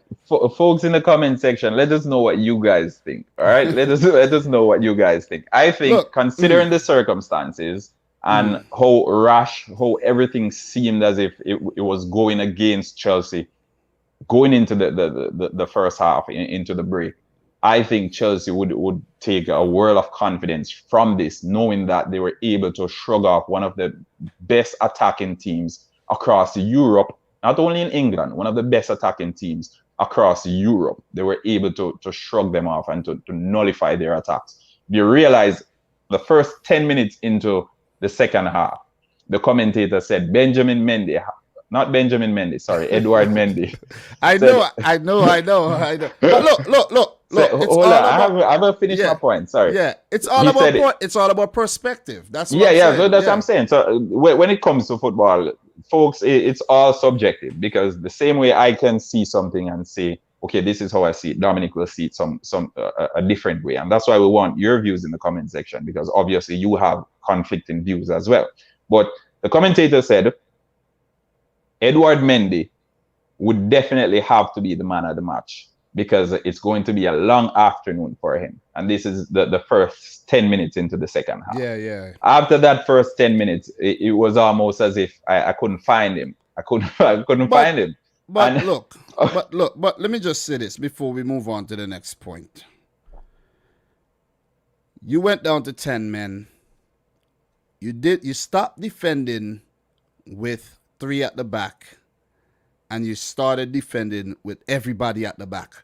So obviously, it would be very difficult to get through. Very, very difficult. And that's why sometimes it's hard to play against the teams that play with the low block and they're very, very defensive. And then they catch you on the counter. And that's what's been happening to Man City a lot. That's what happened to teams like Liverpool a lot because they play with such a high line, attacking with the ball. Chelsea, they were more than comfortable without the ball, seeing that the circumstances of the game, and they say, okay, break us down. So it's a team that's properly drilled. We saw the complete opposite at the Etihad with Arsenal, who went down to 10 men, and we saw what they did.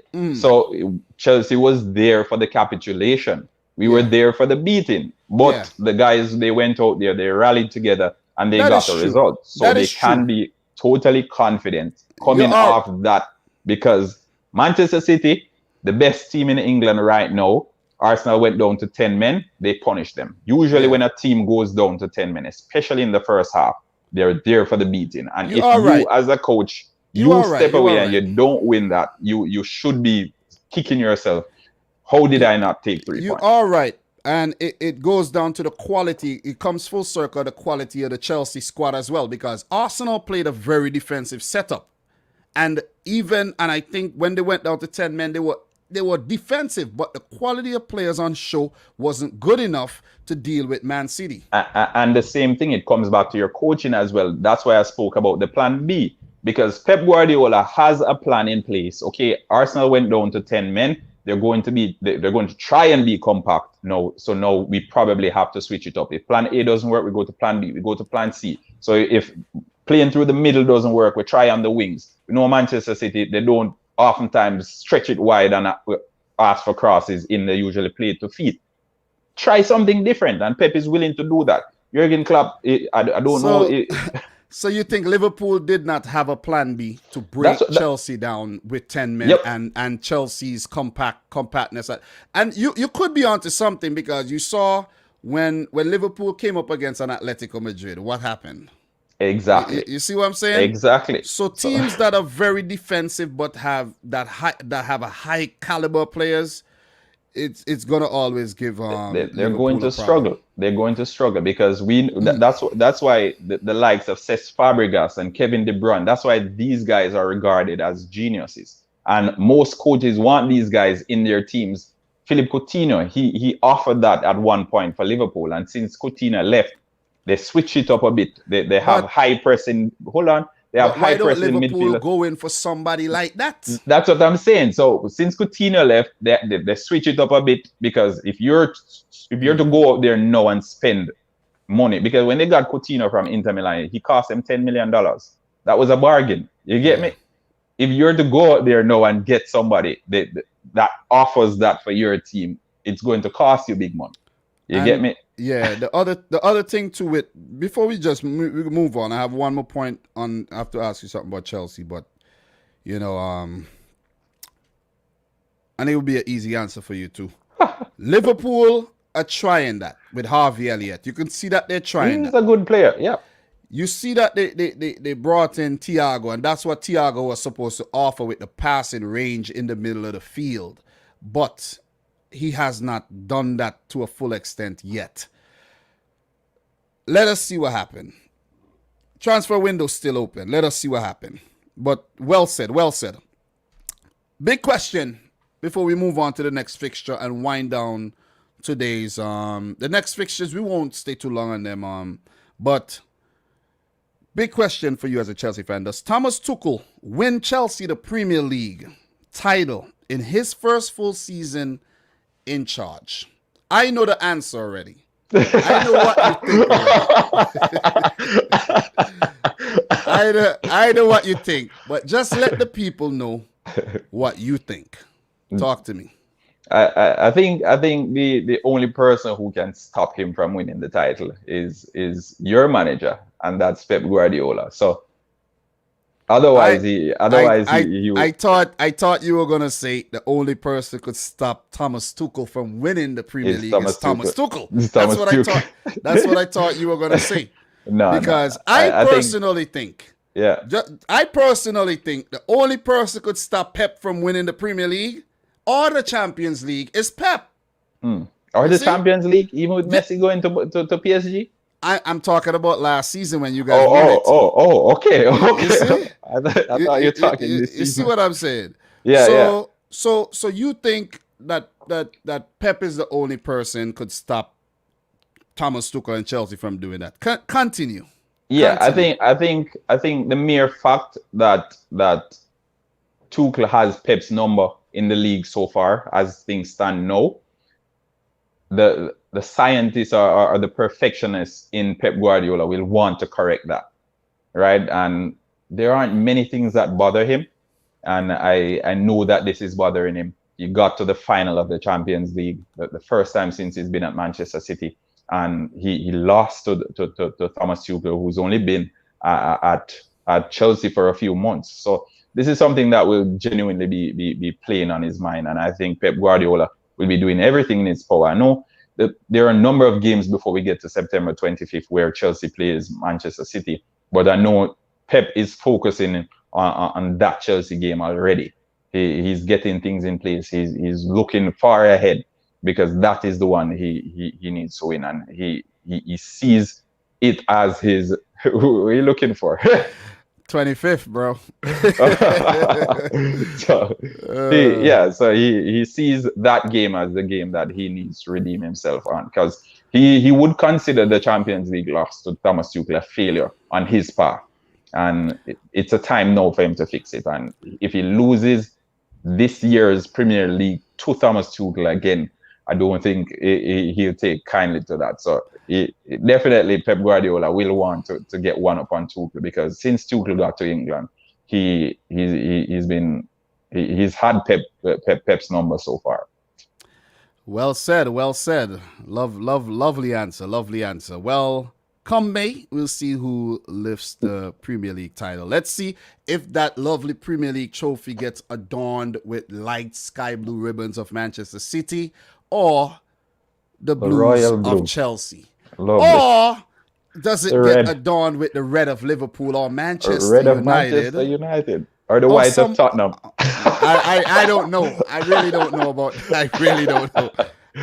Listen, I don't know about them lily whites. Claret and blue. Claret and blue for Aston Villa. Maybe or West Ham. You never know. Yep. Or could the Foxes do it again? The blue for the Foxes. You never know, man. So look, it was a nice chat talking about Liverpool, Chelsea, though. But we have to move on. We are strapped for time, and we, for the next 15 minutes or so, we would just wind things down and call it a day. We still have a lot to talk about. But the thing is, let me tell you something. When you say 1.5 hours, man, that's just something to hold you there and not for you to like go 3-4 hours, because I'm telling you it could get really long, man. True. A lot of games. You're talking about football. You can't put a time on it, really. Exactly. So big up to everybody in the chat, guys. Make sure you smash the thumbs up button. Let's get the stream up to 100 thumbs up. Do appreciate the support from everybody watching right now and those watching the replay.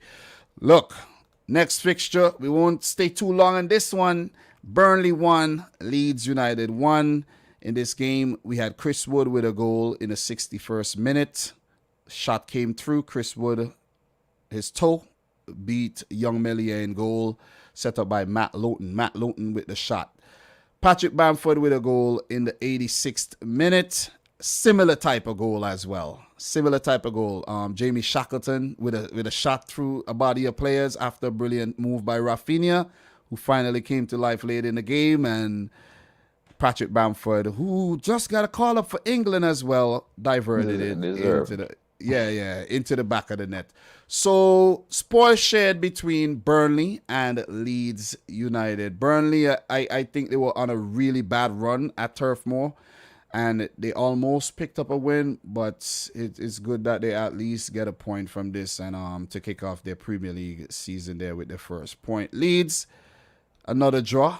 And I think Burnley were the better team in this game. 2-2 draw against Everton, or 1-1 against Burnley. These are games that Leeds could have actually picked up 3 points in, but opportunity missed, and They just Leeds do not really. They're a team that last season they didn't really draw a lot of games. They would either win or lose.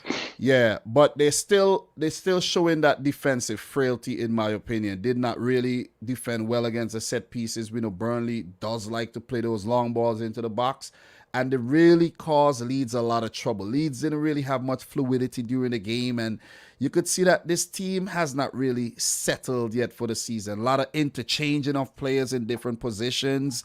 And we know their players are versatile, but I don't think Leeds had a good game. Burnley, in my opinion, deserve to pick up the victory here, but they'll have to settle for 1 point for not actually managing the game well at the back end there.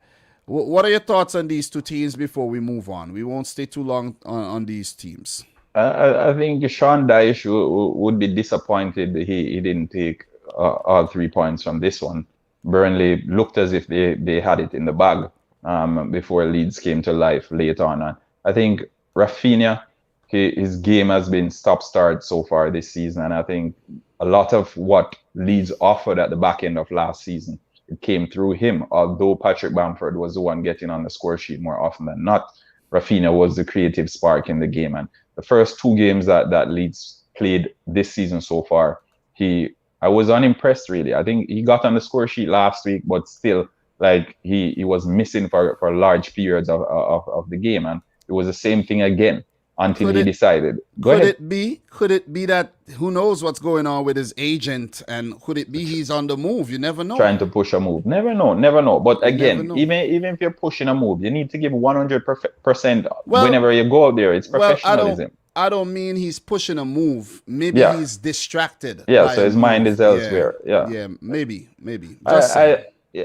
And the Patrick Bamford goal, we saw what happened with Rafinha taking on his man and getting his shot away. It came back, and then Shackleton got the shot again, and Bamford latched onto it. But again, as I said, if Leeds are to kickstart their season the real way, they need Rafinha to kickstart his season on a real way. All right? That's my opinion. Well said. We won't stay too long on this game, but before we do move on, I do have to mention that Burnley have made a big signing, bringing in Maxwell Cornet, left wing back / left winger, plays for the Ivory Coast, French born, 15 million euros. I think he's the record signing as well. And I like that. You know why I like that? The diversity. I've been calling for this diversity at Burnley for a very long time. And you know what the Burnley fans jump out and tell me about? Dwight McNeil is mixed.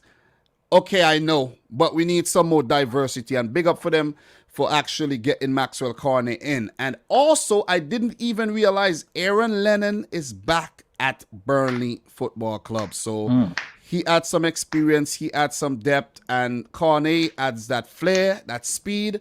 And I think Burnley would be all right. I like these signings. I really like these signings. I think it helps them. I'm not saying they're going to qualify for the Europa League again. I'm just saying they'll be okay. So just to move on, we won't stay too long. Big up to everybody in the chat. I see you. Make sure you like the video, guys. Burnley, for Leeds, their next game will be against Liverpool.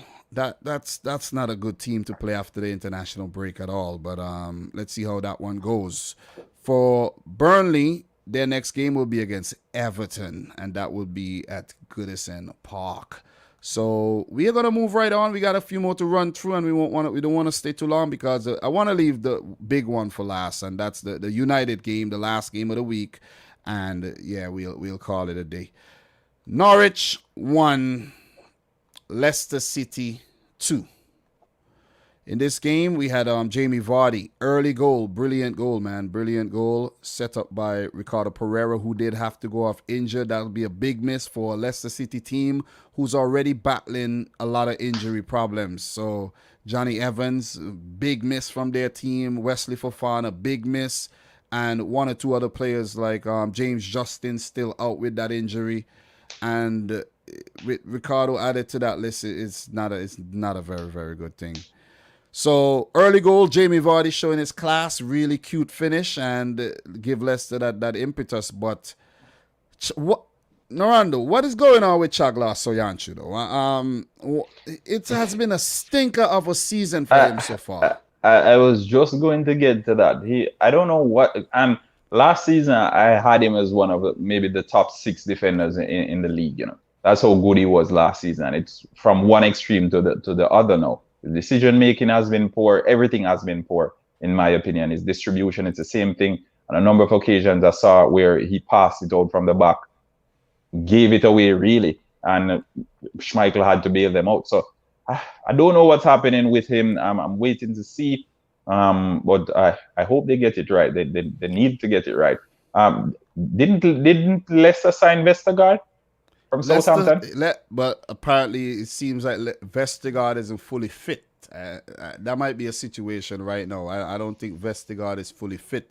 Let me see if Vestergaard was even on the bench for this game. Vestergaard isn't fully fit, because if Vestergaard was fully fit, you wouldn't have Daniel Amarty. You see what I'm saying? Yeah, playing Amarty as a started centre-back. this season, yeah. Yeah, so I think they're really missing Johnny Evans and his experience at the back, and it's telling. I think I honestly think Leicester have gotten really lucky this season. They got smashed up by West Ham, but the game against Wolves, I don't think, to be honest, I don't think they deserve the 3 points. I think Wolves at least deserve the point from that game. Wolves have been the most unlucky team, or the unluckiest team so far. We'll get to them. We'll get to them to top off today's. Yeah, we'll get to them. But Leicester has not been impressive, and they still managed to pick up the 3 points here against Norwich City. Timo Pukki, penalty in the 44th minute, talking about the whole Soyuncu, his tackle and everything. Give that away. Yep. All day long. And Mark Albrighton, the veteran, had to come and save the day with a brilliant goal there, set up by Jamie Vardy, 2-1 Leicester City. I think Brendan Rodgers still have a lot of headache, and the fact that they missed out on the Champions League twice in successive seasons, you're actually seeing some of the reasons why that actually happened. You're actually seeing why Brendan Rodgers is managing Leicester too, and not one of the biggest clubs in Europe. Yeah. Because remember, it's the same thing that happened with him at Liverpool when they were supposed to go and win that season. And folks, they keep alluding to, Steven Gerrard slipped and all of that. Remember, he gave up the game against Crystal Palace too, because they think they were leading 3-0, and that game ended up 3-3. So again, Brendan Rodgers, there's still some fine-tuning to do in his managerial career. He still has good enough players in his squad, or even in the Leicester Academy, to come through and to get a job done for him. So again, it's for him to go back to a drawing board and get it right. And he still has the youth on his side. So I wouldn't be too worried. Yeah, but you got to give him credit still for what he's done at the team. Have to. I will never downplay what he's done. FA Cup, Community Shield, back-to-back Europa League qualification. He has Leicester playing European football. I think the board backs him. The board is one of the best boards in world football, I should go as far as to say, because I saw a poll where Premier League fans voted about their happiness towards the board, and Leicester City is at the top with 90-something% of fans happy with what their board is doing, and maybe Newcastle United down at the bottom with the board. But I think Brendan Rodgers, in my opinion, I think it could be a selection. His selection be a little bit suspect sometimes, in my opinion. Yeah, that's my thing. Because even at the beginning of the season, when I saw that he was starting Jamie Vardy and Maddison, I'm like, Iheanacho was on the longest goal scoring streak. I was waiting for you to finish to be like, what does Kelechi Iheanacho need to do to start games? You see what I'm saying? That's what I'm saying. Because on the back end of last season, he had the most impressive goal scoring run all the way through. He scored against Chelsea in the final. No, sorry, he didn't score against Chelsea. He scored in the Premier League for I think 5 or 6 successive games. And I don't know. Yeah, I can't keep up. Yeah, I'm really surprised that Iheanacho wasn't even started ahead of Ayoze Perez for crying out loud. He's been coming on the bench. He's been coming off the bench. And I don't know. But again, as I said, it is what it is. And oftentimes as fans, we see things differently. And if an Arsenal fan messaged me the other day and asking, what does his coach see in Granit Xhaka? And I've been asking what my coach is seeing Jorginho for the longest while, and he's But UEFA Player of the Jorginho Year came now. good. Yeah, That's what I'm yeah. saying. So he's UEFA Player of the Year now, which it still doesn't change my mind about him. But again, it's what the coaches see, and oftentimes they see far more than we do. So Yeah. They are qualified. They are the professionals. But sometimes Norando, you might be down there seeing things one way, but we may have a bird's eye view seeing what true, you're not true. even seeing.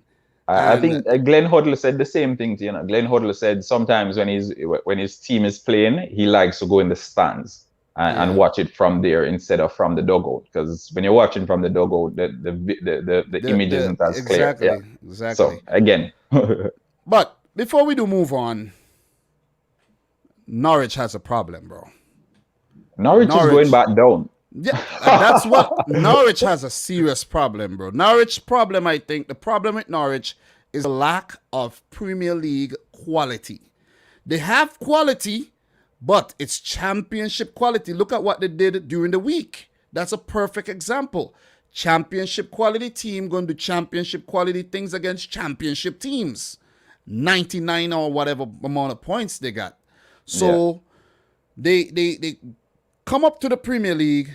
I think one of their strategies should have been like look at the other Premier League teams, look at the players that were out of contract at Crystal Palace, look at the players out of contract at Southampton. Even get some players from loan from Chelsea, because big teams are always loaning out players for game time. They've done that. Forget about they brought in what's his name there, man? The highly rated Gilmore, right? Billy Gilmore. But just hear what I'm saying. Forget about the Chelsea youngsters. Why not forget about Loftus-Cheek too? Because he always goes to the club that ends up getting relegated. So, but why not? So many players were out of contract at Crystal Palace. So many players out of contract at, let's say, Burnley, even Southampton. You see Ryan Bertrand move on. Get players with the know-how. You look at that Norwich team, and these players are players who has been bouncing around the leagues, right? And these are players who relegated with Werder Bremen, coming from the Greek league, coming from a French team here, coming from that team there. So they'll do well in the championship, but at the Premier League level, they're going to get Swiss cheesed up. And that is exactly what has happened so far. They did score a goal, but look at the amount of goals they conceded already. So at least they're better than Arsenal. Look, let us see what happened. Arsenal fans. Sorry, it's not intentional. Sorry. They play Arsenal next. Let's see what happened. Bottom of the table clash. Yeah, listen. That I'm looking forward to that one. I know Tottenham are on top of the table right now. You know what I mean? West Ham are right there. You know. True. I know. But the game that I'm really looking forward to, Norando, is Norwich versus Arsenal, and that would be Norwich's next game. That would be at the Emirates Stadium as well. So let us see what happened, man. Let us see if the fans the Arsenal home fans have to leave early again, like they did against Man City there. So for Leicester City, their game is a big game against Man City. Big, huge game. King Power Stadium. That's a big game. That ain't happening again, bro. That ain't happening again. No, listen, that ain't happening again. That happened at the Etihad, didn't it? Listen, that's not happening again. I just want to put that out there. That not happen again. Yeah, a replay of what West Ham did to them. So with that said, man, we're just gonna move into the next match. West Ham 2, Crystal. I don't know where all these games are coming from. I thought we spoke about these games already, but apparently we didn't. So after this one, we have what? One more game? We still have 2 more games, but we're going to run through this one, run through the Tottenham Wolves, and then we have the Man United. The Tottenham Crystal. Who did Tottenham play again? Tottenham played Watford, yeah. Mm-hmm. So, look, only going to take 5 minutes here. Praises to West Ham. They've been doing well. 2-2 draw between them and Crystal Palace. Pablo Fornals with the goal. Good goal, man. You see, one thing I have to say about West Ham United, man, is just very patient. They just patient. They The just let playing the fluid too. yeah, man. They just let the foot. They just recycle the ball, and they like that goal with Mikel Antone. That was that was sublime football, True. patient football, communication between the players, the cohesiveness. You see, they're happy. They're playing as a team. David Moyes have them playing as a team. Big up to Moyes as well. Pablo Fornals now showing why they actually signed him, because at under 21 level for Spain he was on fire. So him bagging back-to-back goals there. Mikel Antonio involved again. Him bagging his fifth. Yeah, him bagging his 50th goal for West Ham, all-time leading Premier League goal scorer for West Ham as well. That Mikel Antonio goal, that was nice. That was nice. Joachim Anderson not dealing with the flight of the ball. Mikel Antonio so physical, and the blast it in the near post. I like that, man. Listen. Mikel Antonio deserves way more credit than he gets. I'm telling you, I want to put it out there. Way more credit. Big up to my boy, man. Big up to my boy here. Long time member of the channel. Thank you very much for coming through. Appreciate it. Big baller. Mikel, man. Mikel. But Conor Gallagher, before you talk, let me just run through the goals. Conor Gallagher, your baller from Chelsea, doing the business as well there for Crystal Palace. They might just sign him. The man bagged a brace. Scrappy goals, but still, he bagged the brace to earn Crystal Palace another point, as they pick up 2 points now in the Premier League after that draw against Brentford. And they did lose against, that was Chelsea, right? They did lose against Chelsea. Yeah. So, look. Talk to me. I know you have a lot to say about Mikel Antonio. West Ham as well. Yeah. Not spending too long on it. Both my boys got on the score sheet. Mikel Antonio, again, that's 10 goal involvement so far this season from 3 games. So wow. And that's including his assists and his goal. So definitely player of the month for August. Hands down. I don't think he has any competition in that regard. That is big. That is big. He had a good game. He had a good run. Conor Gallagher, you said scrappy goals. I'm like, probably the first goal was scrappy, but the second goal, classic stuff. It was almost as if he was playing in the striker's role for all his life. The Johan Cruyff turn and slotting it away expertly. So again, I think overall Patrick Vieira would be happier of the two, with the point that he got from this game. West Ham, at one point, I thought they were going to run away with it. Crystal Palace, they're lacking that penetration. And Wilfred Zaha, as we oftentimes see, I didn't see him. I don't even remember if he played. That's how non-existent he was. I think he was influential. He was influential, but when he doesn't get on the score sheet, then what we're used to coming from Zaha in a Crystal Palace team. Yeah. These performances are almost non-existent. And again, that's how I view it, because I'm used to Wilfred Zaha, similar to what Jack Grealish was doing at Aston Villa. You get what I'm saying? So again, I think a just result. Not much to say on the game, really. West Ham playing good football. David Moyes, I don't think we need to go any further. The quality manager he is, and he's proven it time and time again. So just result, it's 2 points lost for West Ham, but it's a point earned for Crystal Palace, and they're happy. Well said. I actually fancied West Ham to win this game 4-0. So yeah. And I mean, they're just playing some attractive football, man. Listen, 5 games playing at the same time. Once Man City ain't playing, or none of the big other games are playing, and West Ham are playing, I'm watching West Ham play. True. And they're just attractive, man. As for Crystal Palace, I'm happy for Vieira, man, because look, if you check the Premier League, and I don't want to get too racial or anything, but he's one of 2 black managers in the Premier League, him along with Nuno Espirito Santo. And if they're doing well, that's a good look. That's a good look, man. You know what I'm saying? I just want to put that out there, man. See what I'm saying? True. Just want to put it out there, and I'm happy for him. I actually met him before too, so yeah, that's nice. It was a good feeling. I met him on a plane going to on a cruise to the Bahamas, man, and I just look. I shook his hand, and my wife got pregnant. Just want to put it out there. So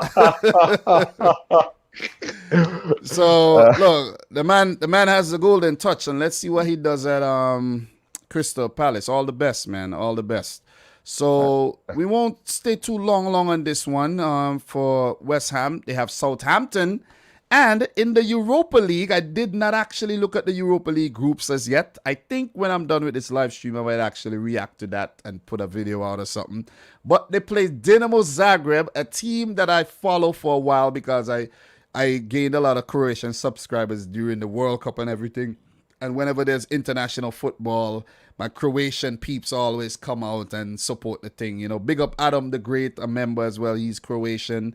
And the Croatian people always show me love. So Dinamo Zagreb is a team I always keep tabs on. So all the best to West Ham in the Europa League. It's going to be interesting to see how they manage being in both competitions. As for Crystal Palace, where this was a London derby as well, not one of the marquee London derbies, but Crystal Palace do play in a London derby when they come back, and that would be against Tottenham Hotspur. Interestingly, Norando, the last 6 games has been London derbies. Nice. Nice. Crazy. So, look, we got 2 more games to run through, and we are gonna do that right now. But while I still have energy, I don't wanna stay super long on this one. But let us just touch on the game between Tottenham and Watford. And Tottenham won. Son Heung-min with a 42nd minute free kick. Daniel Bachmann, the goalkeeper, made a horrible error by not reading the play and allowed the ball to bounce and ended up in at the far post there. Son with the goal. Son coming up clutch. Tottenham with another 1-0 win. 3 wins, 3 1-0 wins. 1-0 against City, 1-0 against Wolves, and now 1-0 against Watford. And I cannot say they deserve to win all 3 games. But this, if they deserve to win any, I think this one was the one, because Watford did not really bring their A game here. I think for Tottenham, they had a plan, and their plan was to really take care of Ismail Assar. Once you handle Assar, you're good, because Josh King and Emmanuel Dennis, they had a good start, but after the first 15 minutes, Watford's threats nullified. And you have to give it to Tottenham Hotspur, man. They doing the business. They are on top of the league. Guys, do you believe Tottenham are winning the league? Listen. If it were to end today, they would have won the league, eh? Tottenham are winning the league. Look, Norando, I have a big question for you. Yeah. Do you think it was a right decision for Harry Kane to remain a Tottenham Hotspur player? Whose decision was it, though? I know it was maybe Daniel Levy's decision not to sell him, because the bid came in for him. It's like, if I have my house, people call all the time, hey, we want to buy your house. Get away. I'm not selling my house right now. Maybe in the future, but not right now. That is what Levy did. Harry Kane wanted to leave. He wanted to leave, but because he wanted to be professional, he decided that he's not going to pull a Raheem Sterling or Dimitri Payet or Thibaut Courtois or Riyad Mahrez as well. Give me 1 second. Let me grab a charger. So he actually decided he wasn't going to do that, and he was going to be professional, and he was going to remain a Tottenham Hotspur player. And he's a Tottenham Hotspur player right now. He could have been in Man City blue, but he decided not to throw a fit and throw a tantrum and get the move. He'll be there all season. Let us see if Tottenham would actually win the Conference League, guys. So big up to everybody. Big up to Chicken Boy. You changed your name again. Really enjoyed this stream, Dom. Great job. Thanks for everybody who's in here right now, guys. Make sure you smash the thumbs up button for the live stream. We are now at 64 thumbs up. We have 73 people. I'm pretty sure we could hit the 75 thumbs up mark, man. I would really appreciate it if we could get there. So smash the thumbs up button, guys. You guys are the real deal, man. Look, it's not easy to do these streams, guys. So you have to appreciate when people like myself, Norando, Ryan, Michael, Josh, Dave, Doug, come out here and take the time out to talk to you guys about the lovely game of football, all right? So, Ronaldo is back. Ronaldo, let me reiterate. Was it the right decision for Kane to stay? I I think from a business standpoint, from Daniel Levy, it may have been the wrong decision. But from a footballing standpoint, from his club and everything that his club stands for, it would have been the right decision to keep him, because Harry Kane is arguably the best striker in the English Premier League. And should he sell Harry Kane, or had he sold Harry Kane to Manchester City this season or in this transfer window, it would have said a lot about the intention of Tottenham Hotspur as a club. Right now, if you want to be challenging for things, maybe they won't be challenging for the Premier League, but still the top four, things like that are still up for grabs. They won't be doing that, right? Conference. So they won't be doing that without Harry Kane, if you get what I'm saying. They sold Gareth Bale a few years ago. They had to go in total rebuilding mode, right? Gareth Bale was their best player. Luka Modric, same thing. Exactly. So they had to go in rebuilding mode. And with Tottenham Hotspur just getting a new stadium, last year, the year before, it's a time now to hold the superstars that they have closer, tie them down to long-term contracts, keep them there, because you want to be amongst the biggest clubs in Europe, and you have one of the best stadiums in Europe. So why not? Yeah, and I think I think you're right. I'm just talking from my selfish standpoint that I wanted Harry Kane as a Man City fan. But when you look at it from a Tottenham standpoint, right, it's not sending the right message. And if you look at the intention that they've been showing by bringing in young Spanish forward Bryan Gil, is like he is very highly rated. Bryan Gil, long hair, look like he's part of the Beatles and all. That's a statement. That is a big statement.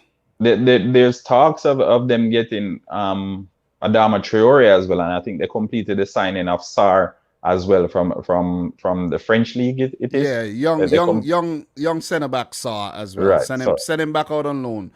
Again, I think Tottenham Hotspur, they are regarded as one of the biggest clubs in England. Right? They might not be winning things week in, week out, but when we talk of the traditional Big Six, Tottenham Hotspur is among. Right? Dimitar Berbatov, we saw the same. It's happened so many times before. I can't even finish talking about it. And if they want to attract big stars from across Europe, the stadium alone isn't going to do it. Big stars like playing with big stars. So you need to keep hold of your stars. Well said, well said. One thing I have to touch on before we do move on. I heard the name Moussa Sissoko today, and I said to myself, okay, Moussa Sissoko is playing his farewell game for Tottenham, you know what I'm saying? And yeah, in front of the fans and everything, they're going to say their farewell to him because he's going to move on to Watford. Little did I know he was started for Watford. I didn't even know that the deal was completed either. Yeah, I didn't. I knew it was going on, but I didn't know it actually completed. Same. And I was like, God damn, good for you, Sissoko, because he was not going to get a lot of game time. Sure. And also, Danny Rose, former Tottenham player, now at Watford FC. I think Watford is like the club that you go to play for when, I want to play Premier League football. Let me go to Watford. You know what I'm saying?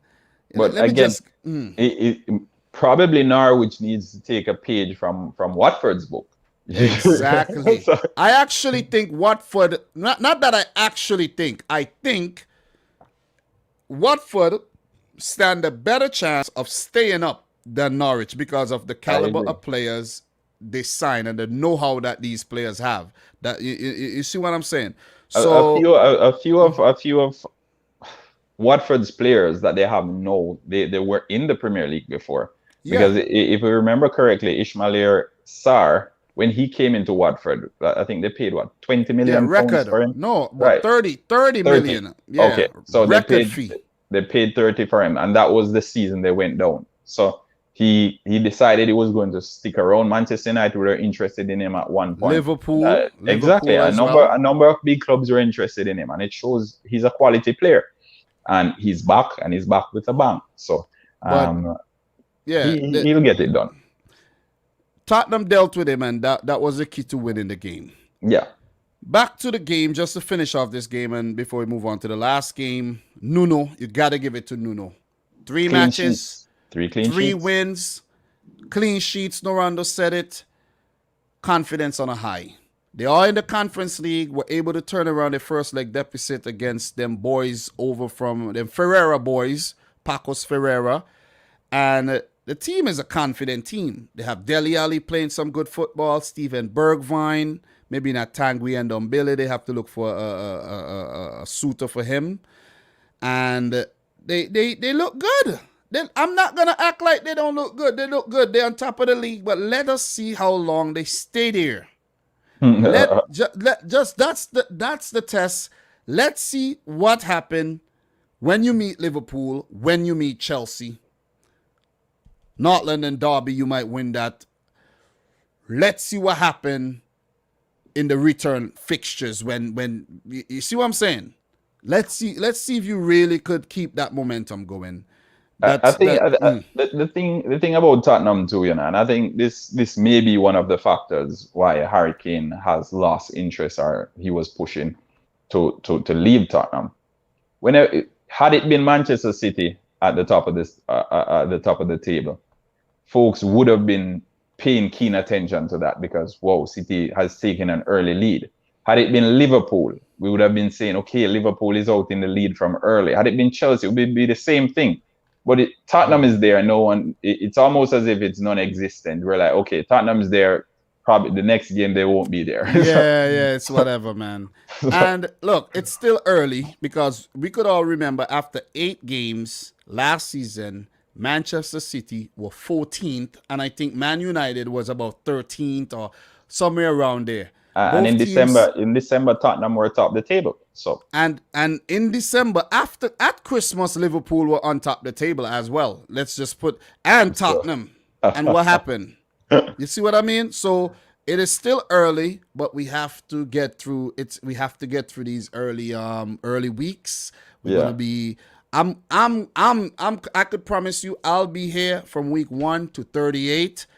I'm going to try to bring on everyone that came on earlier. So, Norando, you did a great job, bro. I would love to have you back. All right? Chelsea. So, Chelsea, Man City. Look, definitely. I'll keep that one in mind. Look, the last one we're going to talk about. But before we do, I'd like to touch on the next fixtures for both clubs. For Watford, they play Wolves in the next game. Then they have Norwich City. For Tottenham Hotspur, their next game is against Crystal Palace. Then they play against Chelsea on the 19th.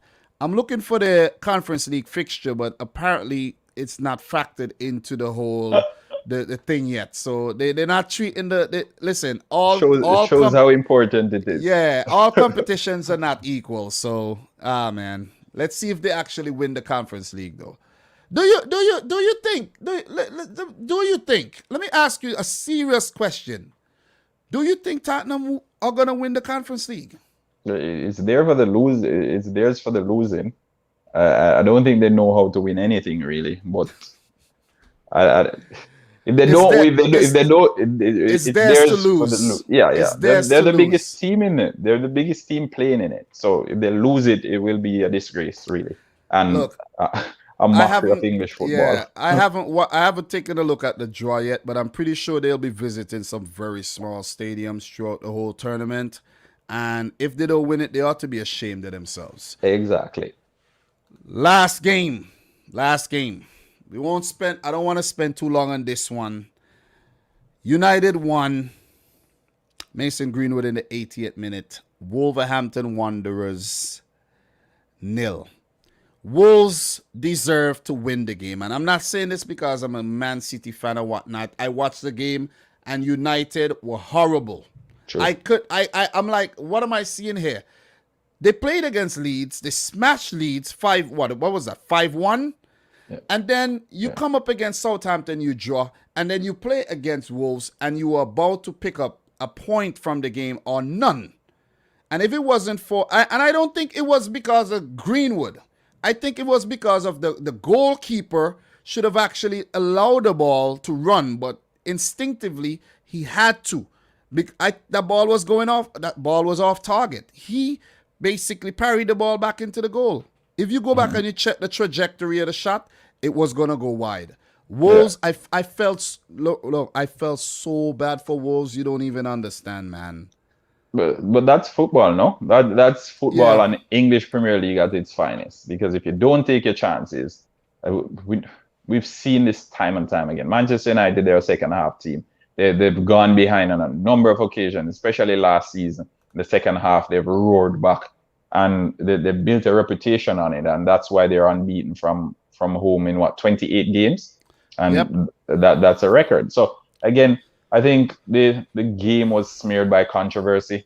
I didn't like that. I think Wolves were hard done, and I feel for them. I think they deserved at least a point from the game because they were the better team throughout all the game, really. I wouldn't even say most of the game. They were the better team from minute 1 straight through till minute 90.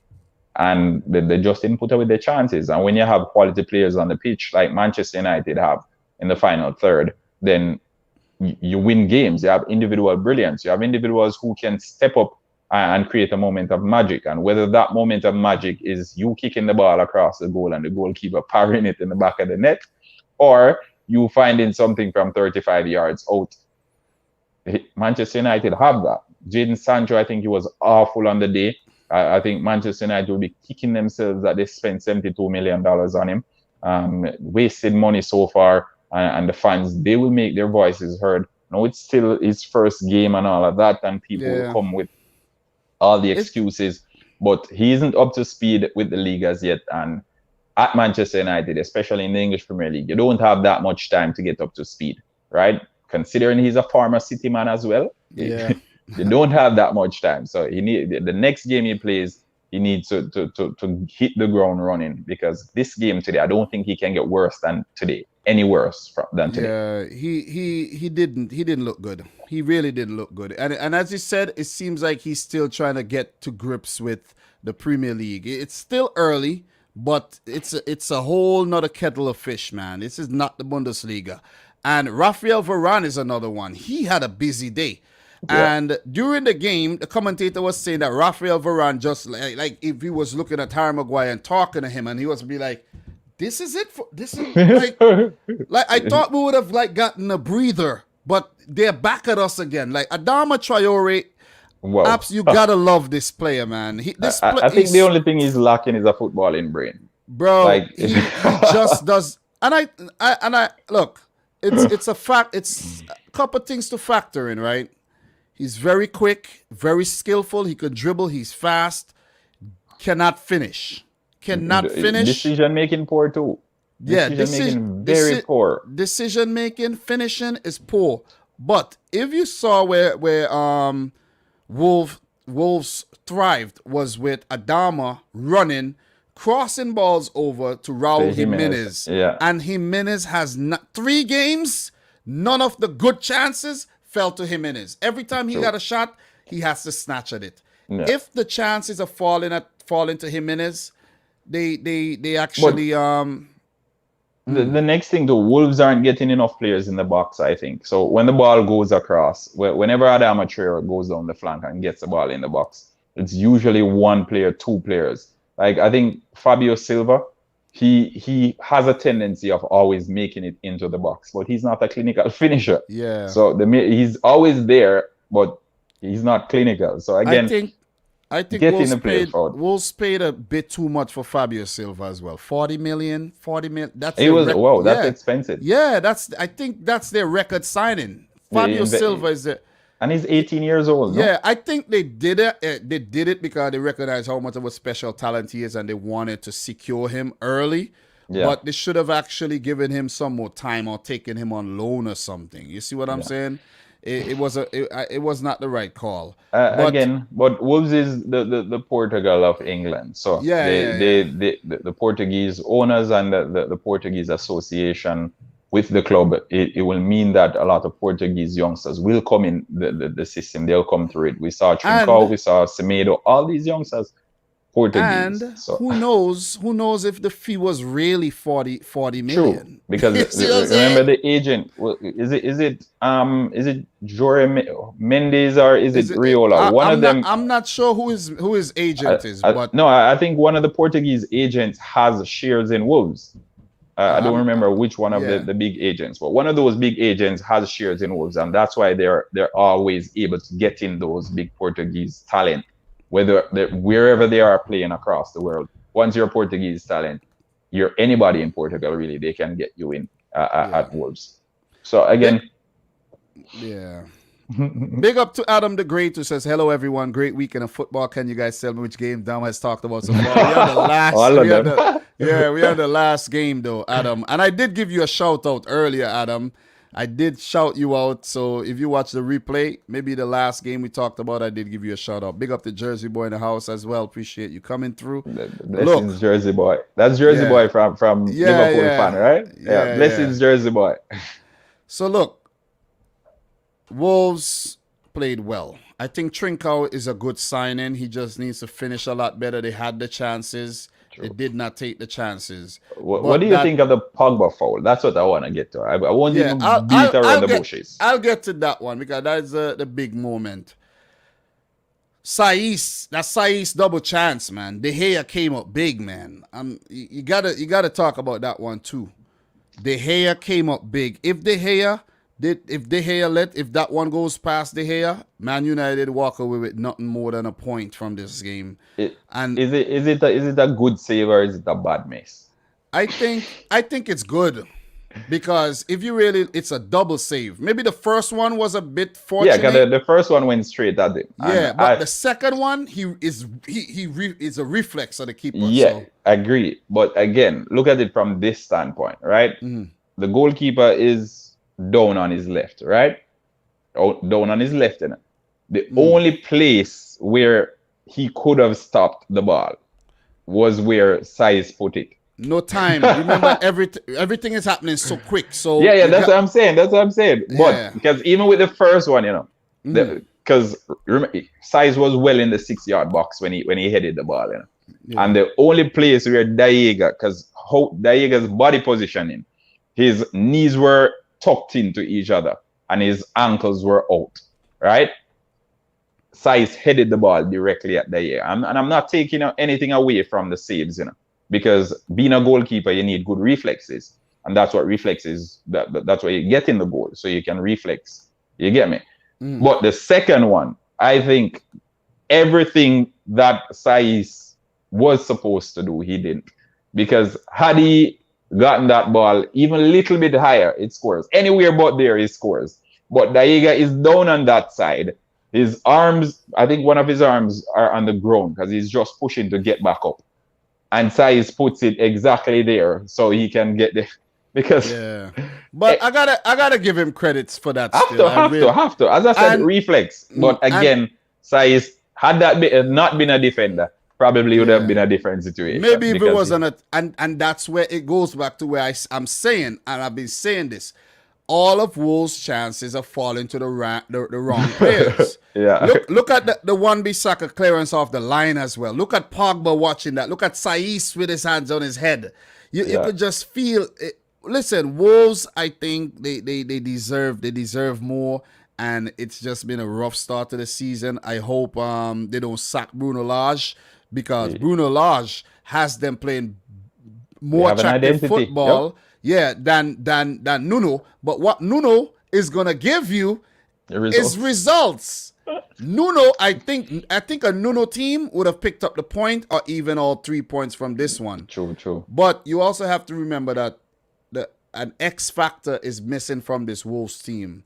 And that X factor is Pedro Neto. You have a player like Pedro Neto on the day, I'm telling you, United lose this game. Wolves have some really good players in it. We should go to, because even Daniel Podence, who came on in the second half, big player as well, And I'm like, they're still new to the league. They're still not milked in as yet and all of that. So can't place too much expectations on them. But now, seeing that Raul Jimenez has not been scoring. I think it's a psychological problem. That headband, that Yeah, protective and gear. he's been away for a minute too. Yeah.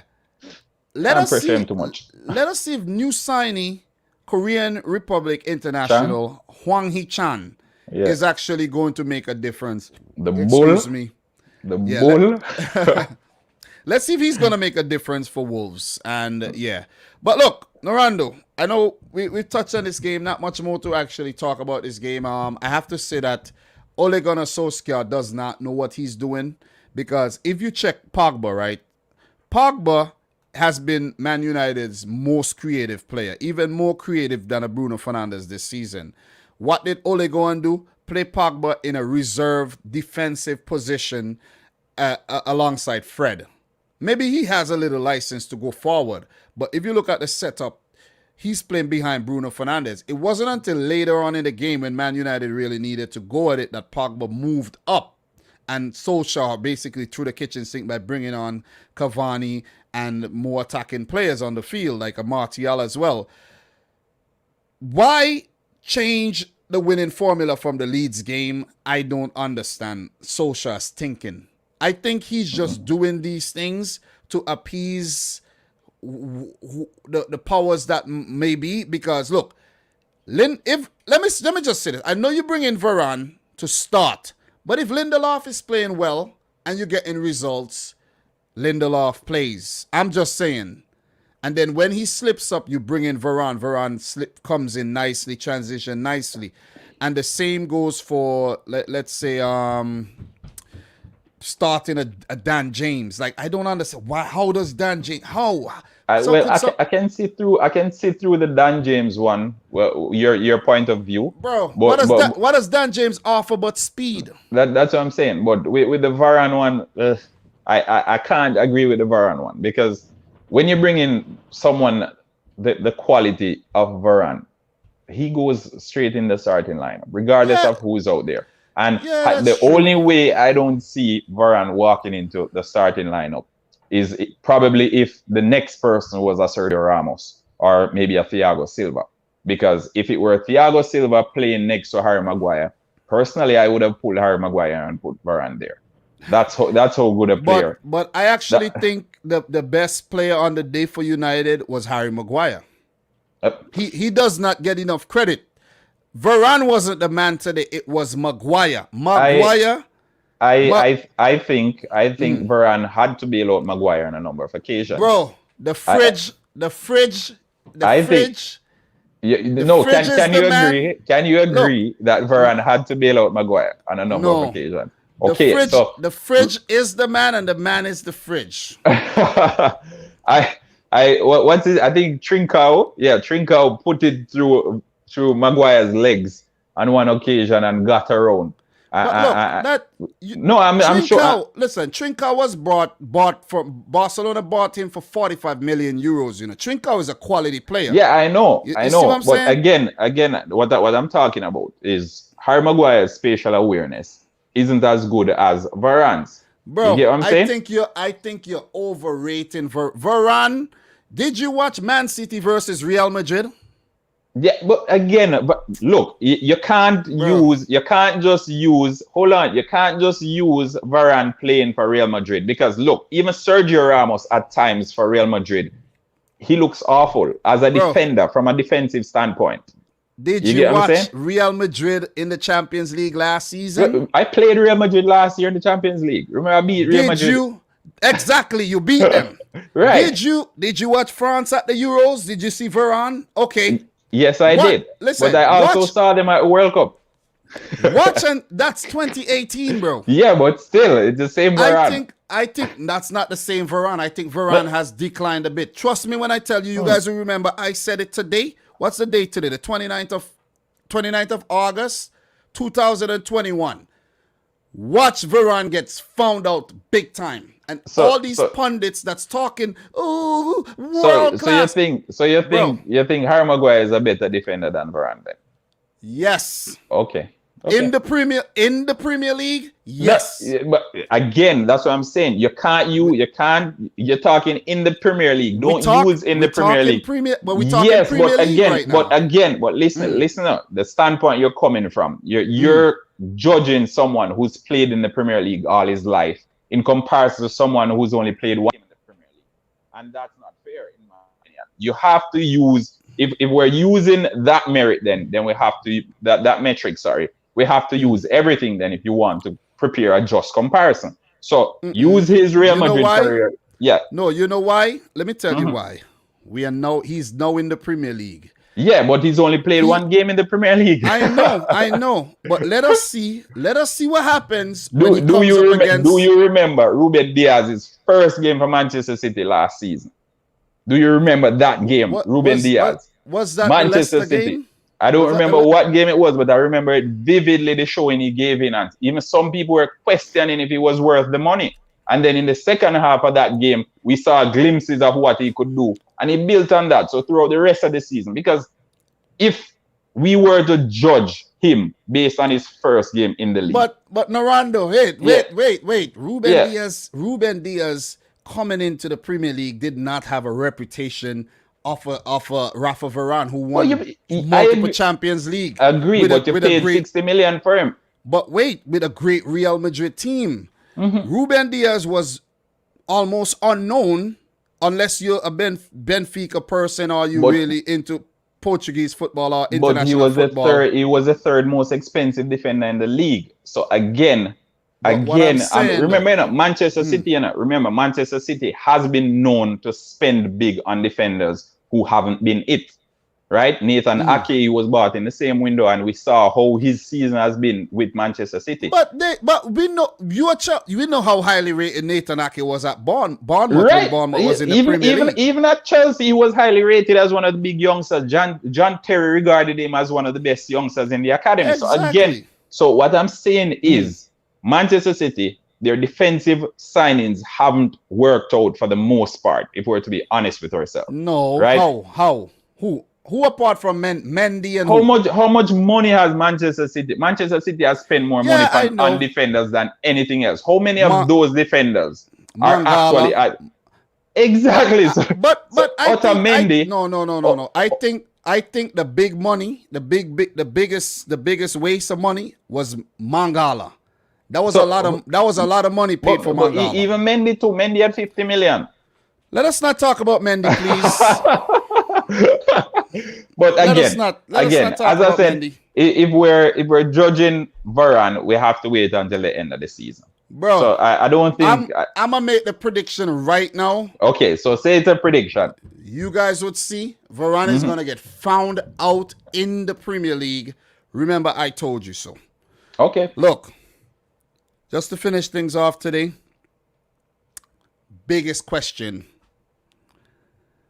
Tell me what you make of this. Cristiano Ronaldo makes Manchester United serious and very serious title contenders. And some may go as far as to say title favorites. It's a question I should answer? No, I don't think so. I don't think Cristiano Ronaldo makes Manchester United. I don't even think he makes them better, if I'm to be honest with you. I think Ronaldo, he's a big character. He has a big personality. But how Manchester United is playing now, they'll have to shuffle everything to suit Cristiano Ronaldo. And the likes of Mason Greenwood, a lot of those youngsters that are in the setup now, they'll have to be shrugged to the side. I saw Mason Greenwood, he made a dribble today and Cavani was in the middle and he opted for a step over.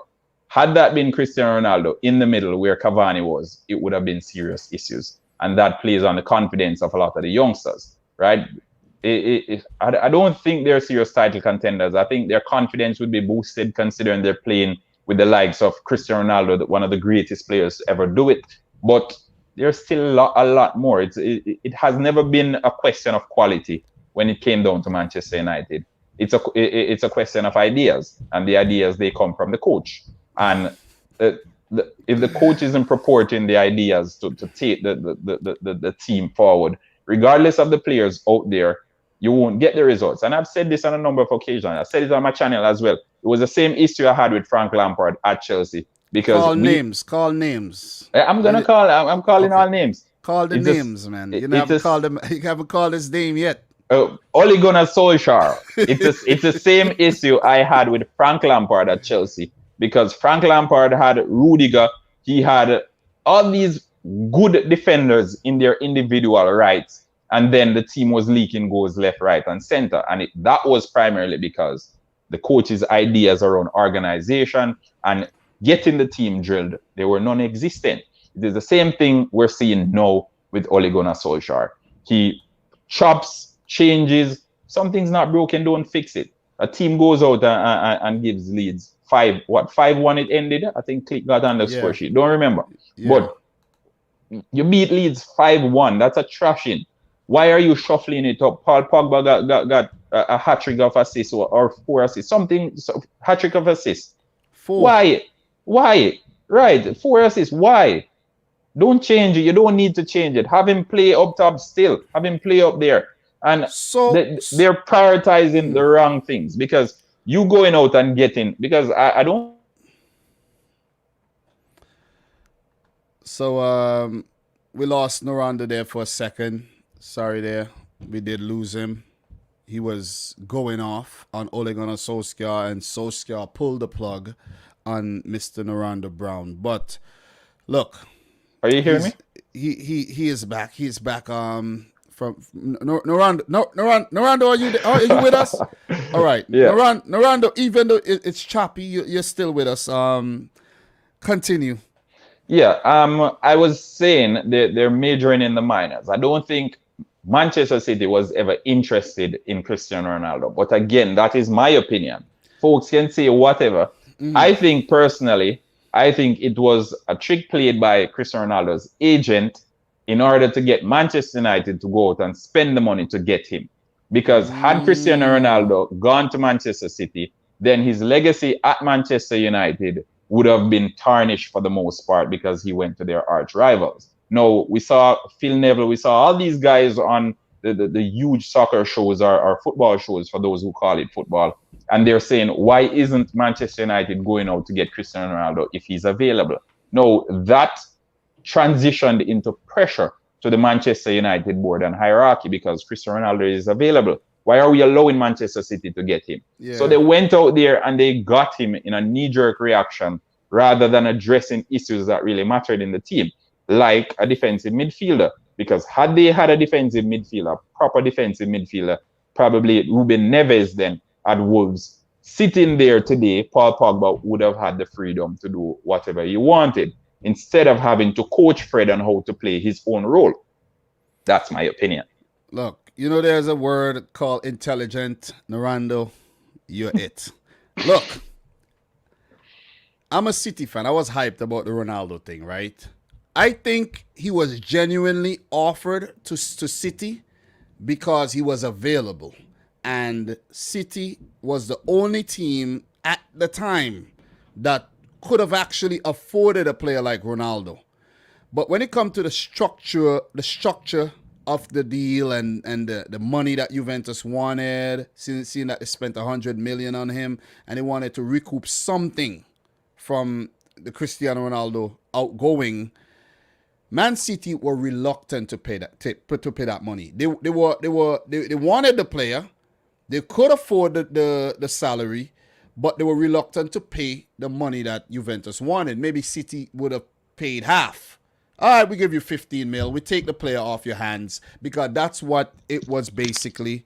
That's what it was all about. It was all about taking the player off your hands. You see what I'm saying, guys? You take the player off Juventus's hands and, okay, thank you very much.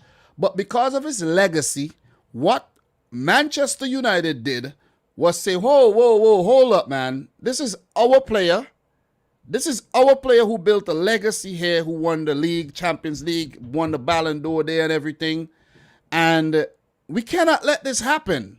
So they went ahead and spent money that they did not even plan to spend, basically giving Juventus everything that they wanted, giving Ronaldo and his agent basically everything that will suffice, things that would suffice for Cristiano Ronaldo and his agent. That's what Manchester United went in and did.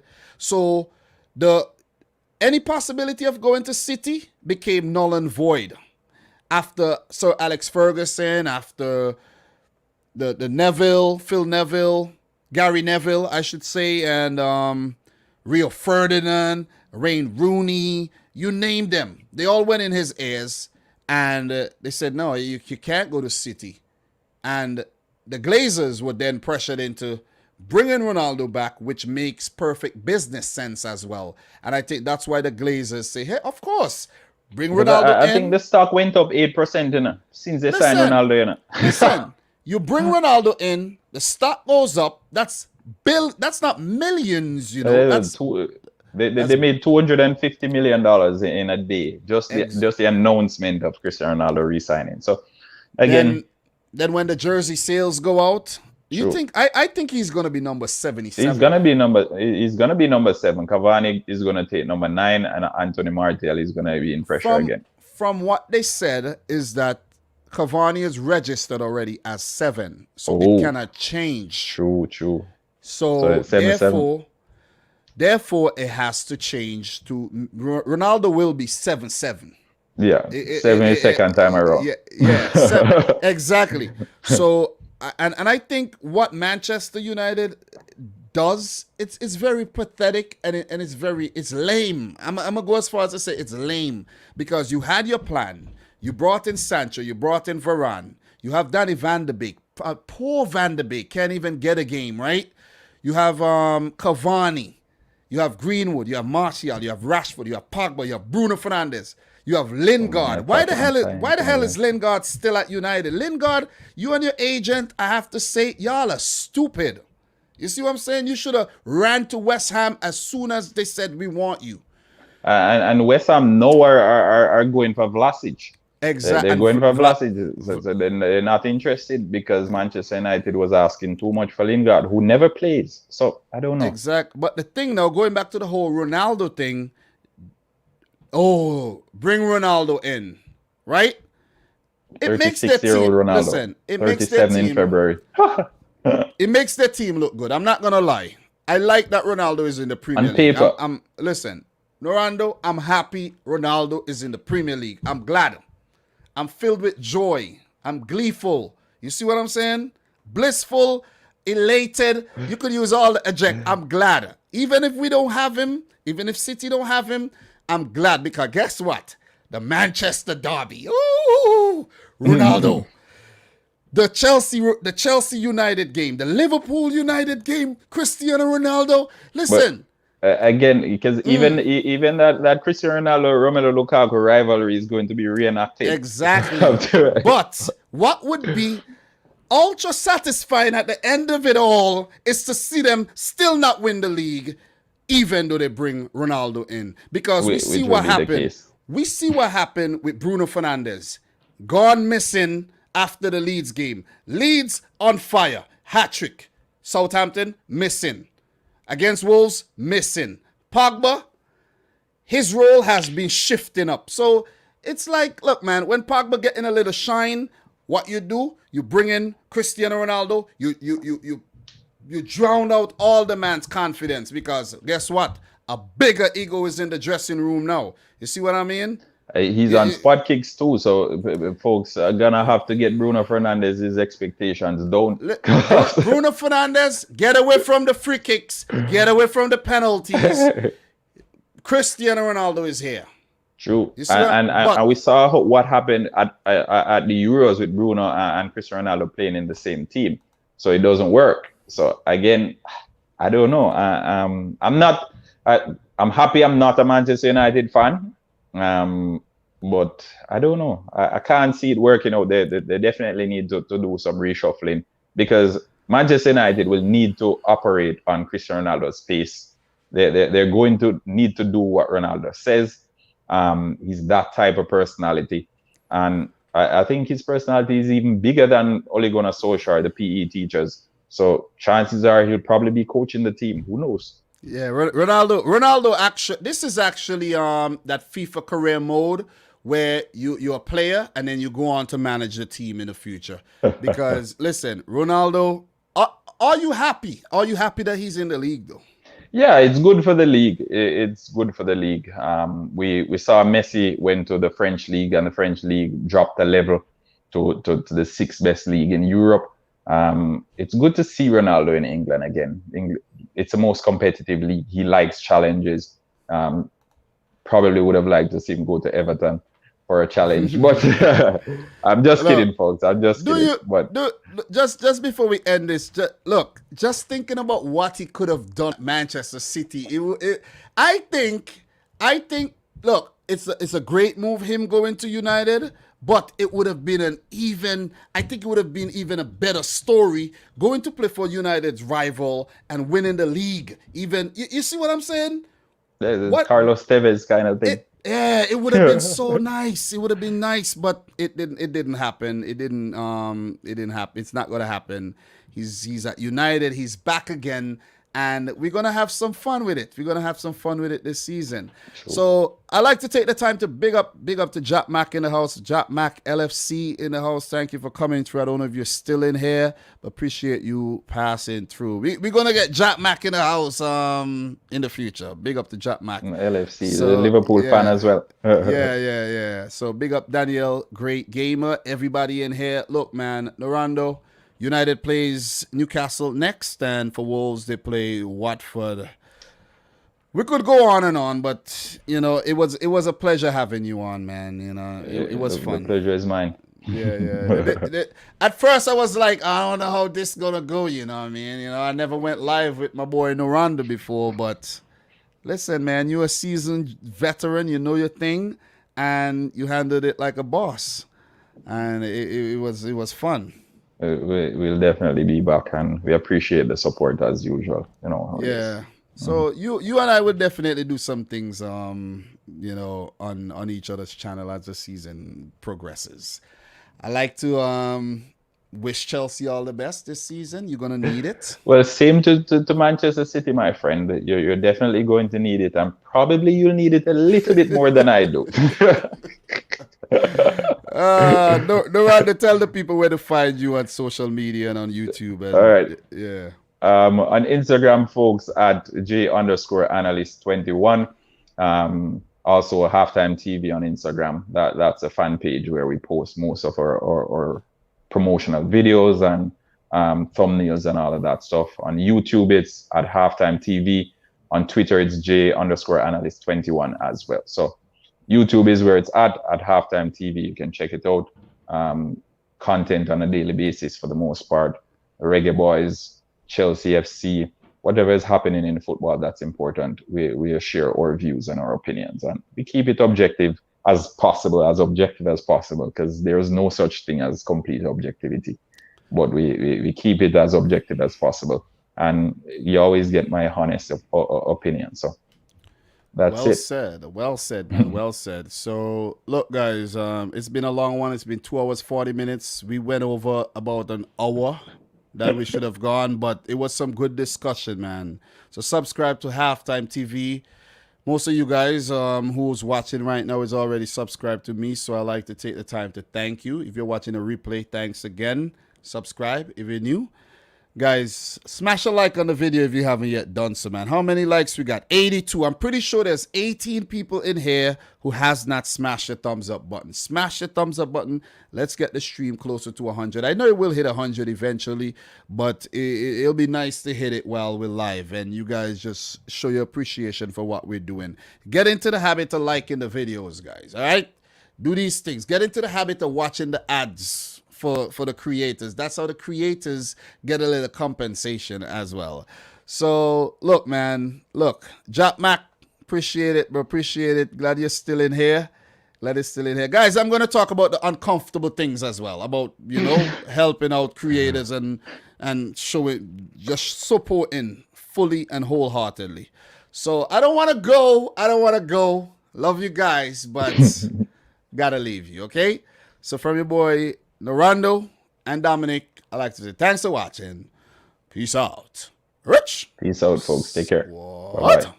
Bye-bye. Peace. Namaste. Pleasure.